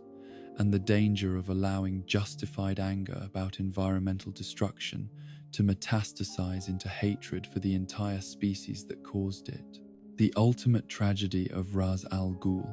lies not in his terrorist activities or his philosophical extremism, but in his transformation from someone who genuinely cared about life on Earth into someone whose methods guaranteed that the Bay world he sought to save would be emptied of the very consciousness that gave it meaning and purpose. Condemned to pursue a vision of ecological paradise that could only be achieved by destroying the capacity for wonder, creativity, and moral growth that made preservation worthwhile in the first place. In his hidden fortresses and secret sanctuaries, surrounded by the natural beauty he claims to protect and the ancient wisdom he has perverted into justification for genocide, the Demon's Head continues his eternal campaign against the civilization that created and shaped him, a living reminder that sometimes the greatest enemies of life are those who claim to serve it most faithfully, and that the road to environmental hell is paved with good intentions, corrupted by the pride that comes from believing oneself wise enough to determine which lives deserve to continue and which species deserves to inherit the earth. In the prisons of the world where darkness breeds darkness and the weak are transformed into instruments of the strong through systematic application of pain and deprivation, there emerged a figure whose very existence serves as testament to the terrible truth that sometimes the greatest monsters are forged in the crucibles meant to contain lesser evils, shaped by suffering into something far more dangerous than the crimes that first confined them. This is the realm of the man known only as Bane. Though he was born without a name, in a place where identity meant nothing and survival meant everything, a creature whose intelligence and physical power were honed to perfection in an environment that would have destroyed lesser minds and weaker bodies. The island prison of Santa Prisca, where Bane spent the first decades of his existence, was one of those forgotten corners of human cruelty, where civilization's failures were buried alive and left to rot in conditions that challenged every assumption about human dignity and the possibility of redemption through suffering. This was not a place of rehabilitation or justice, but rather a monument to society's decision that some individuals were too dangerous or too worthless to deserve anything beyond containment and slow death. A philosophy that created exactly the kind of environment where true monsters could be born from the ashes of abandoned hope. The man who would become Bane began his existence as an unnamed child condemned to serve the sentence of a father he had never known, inheriting punishment for crimes committed before his birth, through the twisted logic of a legal system that had decided guilt could be passed through bloodlines, like genetic traits or family debts. The infant who was carried into Santa Prisca's depths was innocent of any wrongdoing, yet was marked for a lifetime of imprisonment simply because his father had escaped justice by dying before his crimes could be properly punished through official channels. The childhood that unfolded within the prison's walls was unlike anything experienced by any other member of Batman's rogues gallery, for Bane grew to maturity in an environment where violence was not an aberration, but the fundamental organizing principle that governed all social interactions and determined who would live and who would die. The education he received came not from books or teachers, but from inmates whose lessons were written in blood and whose curriculum consisted of survival techniques that would have been considered war crimes in any civilized context. The physical development that characterized Bane's youth was shaped by the necessity of defending himself against predators who viewed children as easy targets for exploitation and abuse, creating a body that became a weapon through constant training and conditioning that pushed human physiology to its absolute limits. The exercises he performed in his cell, using improvised weights and resistance techniques, gradually transformed him into a specimen of human perfection, whose strength and agility exceeded anything that normal training methods could achieve. The intellectual development that occurred alongside his physical transformation was equally remarkable and far more dangerous, for Bane possessed a mind that could analyze complex tactical situations, while also understanding the psychological weaknesses that could be exploited in both enemies and allies. His self-education, through contraband books and conversations with educated inmates, provided him with knowledge of history, philosophy, and strategy that rivaled formal academic training. Yet this learning was filtered through the brutal pragmatism of prison survival, where abstract knowledge meant nothing unless it could be applied to immediate practical problems. The legend that grew around Bane within Santa Prisca's walls spoke of someone who had transcended normal human limitations through sheer force of will and intellectual discipline, a figure who had transformed the hell of perpetual imprisonment into a university of violence, where he studied the art of breaking bodies and spirits with the same systematic dedication that scholars brought to more conventional subjects. The respect and fear that he inspired among fellow inmates was based not only on his physical capabilities, but also on his demonstrated ability to think several moves ahead in the deadly chess game of prison politics. The venom that would become both Bane's greatest weapon and his most dangerous weakness was developed through illegal experiments conducted by prison authorities, who viewed inmates as convenient test subjects for pharmaceutical research that legitimate institutions would never approve, creating a compound that could enhance human strength and endurance to superhuman levels, while also creating psychological and physical dependencies that made users controllable through regulation of their access to the drug. The decision to use Bane as the primary test subject for this experimental enhancement was based on his reputation for survival and his value as someone whose death would not attract unwanted attention from outside investigators. The transformation that resulted from Bane's exposure to venom was both physical and psychological, granting him strength that could crush steel, while also creating neurochemical changes that enhanced his already formidable intellectual capabilities, yet at the cost of creating an addiction that would define every aspect of his future existence. The tubes and delivery systems that became part of his iconic appearance were not merely accessories but life support equipment that sustained his enhanced abilities, while also serving as constant reminders of his dependence upon chemical assistance to maintain his superior capabilities. The escape from Santa Prisca that marked Bane's entry into the wider world was not a desperate flight from justice, but rather a calculated decision that he had learned everything the prison could teach him and was ready to test his ex-stay abilities against challenges that were worthy of his enhanced capabilities. The systematic destruction of the guards and administrators who had tormented him throughout his imprisonment was conducted with the same methodical precision that characterized all his actions, eliminating obstacles while also sending a message about the consequences of underestimating his intelligence and determination. The research into Batman that occupied Bane's attention following his escape demonstrated his understanding that true victory required comprehensive knowledge of one's opponent, leading him to conduct investigations that revealed not only the hero's methods and capabilities,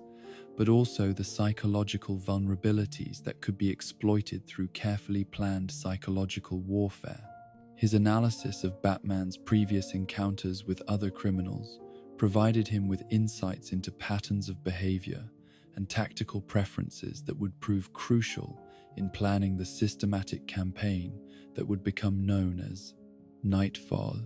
The strategic brilliance that characterized Bane's assault on Batman transcended simple physical confrontation to encompass a comprehensive understanding of the hero's support systems, psychological state, and operational methods that allowed him to orchestrate a campaign of attrition that wore down his opponent's capabilities before their final confrontation.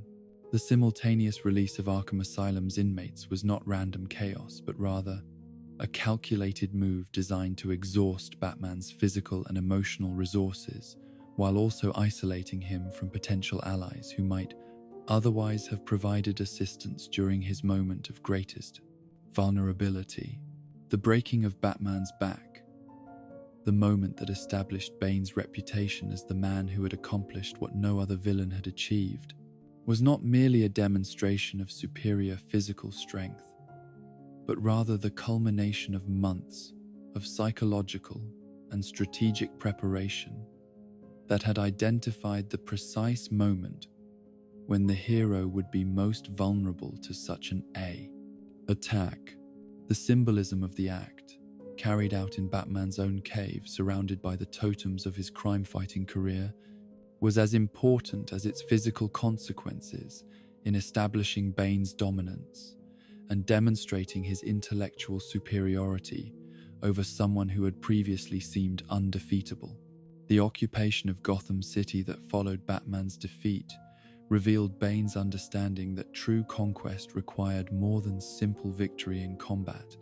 leading him to establish control systems that eliminated other criminal organizations, while also demonstrating to the general population that their supposed protector had been thoroughly defeated by someone whose capabilities exceeded anything they had previously encountered. His temporary alliance with other villains served strategic purposes while also revealing his ability to manipulate criminal hierarchies and exploit the ambitions of individuals whose psychological profiles he had studied and understood. The relationship between Bane and the venom that sustained his enhanced abilities was characterized by both dependence and control, as he learned to regulate his usage of the drug to maintain peak performance, while also developing techniques that allowed him to function effectively even when access to the enhancement was limited or interrupted. His understanding of the compound's effects on his physiology was so complete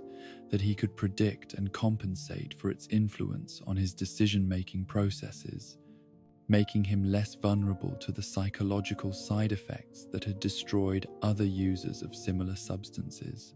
The respect that Bane displayed toward Batman, even in victory, reflected his recognition that he had defeated a worthy opponent rather than simply overpowered a weaker individual, creating a complex dynamic where admiration and enmity coexisted in ways that distinguished their relationship from the simpler hatred that characterized most criminal hero conflicts. His intellectual appreciation for Batman's achievements and methods made their confrontations more like philosophical debates conducted through violence than simple struggles between good and evil. The moments when Bane's enhancement failed or was deliberately withheld revealed both his fundamental humanity and the extent to which his identity had become dependent upon chemical assistance, creating periods of vulnerability that exposed the frightened child, who still existed beneath layers of muscle and calculated brutality. These episodes of withdrawal demonstrated that despite his intellectual brilliance and physical conditioning, he remained dependent upon external factors to maintain the superior capabilities that defined his self-image and his relationship to the world around him. The philosophy that emerged from Bane's prison experiences was built upon the premise that strength was the only reliable basis for establishing social hierarchies, and that intellectual superiority meant nothing unless it was backed by the power to enforce one's will upon others who might otherwise resist or ignore rational arguments. His belief in the necessity of demonstrating dominance through decisive action reflected lessons learned in an environment where hesitation or mercy were invariably rewarded with death or worse forms of suffering.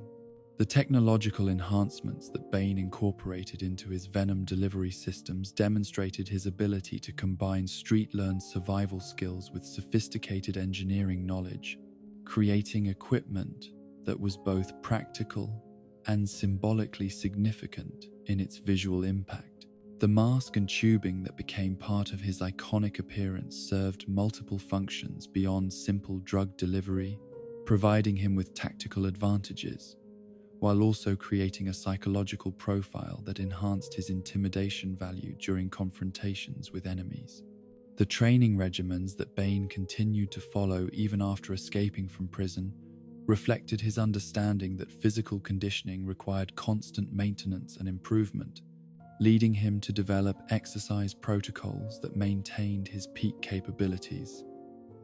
while also preparing him for specific types of combat that he anticipated encountering in future conflicts. His dedication to personal excellence extended beyond mere vanity to encompass strategic recognition that his enhanced abilities were his primary advantages over opponents who might otherwise match or exceed his intellectual capabilities. The legacy of Bane in Batman's Rogues Gallery lies not in his criminal achievements or his temporary victory over the Dark Knight, but in his embodiment of the terrible potential that exists within human beings when intelligence, determination are forged by suffering into instruments of destruction rather than creation, serving as a reminder that the greatest enemies are often those who have endured the worst that society can inflict while somehow emerging stronger rather than broken by their experiences.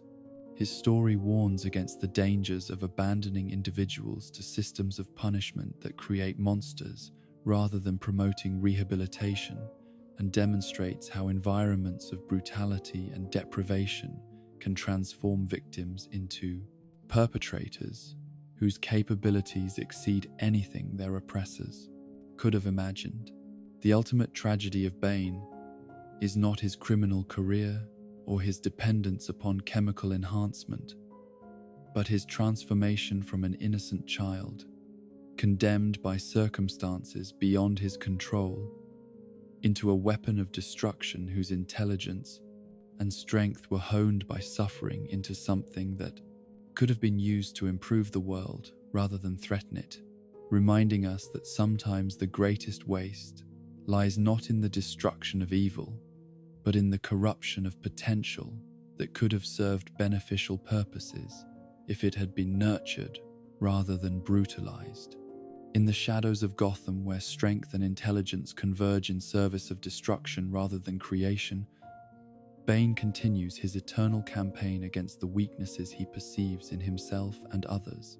a living reminder that sometimes the most dangerous enemies are those who have earned their power through suffering and proven their superiority through victory over those we considered invincible.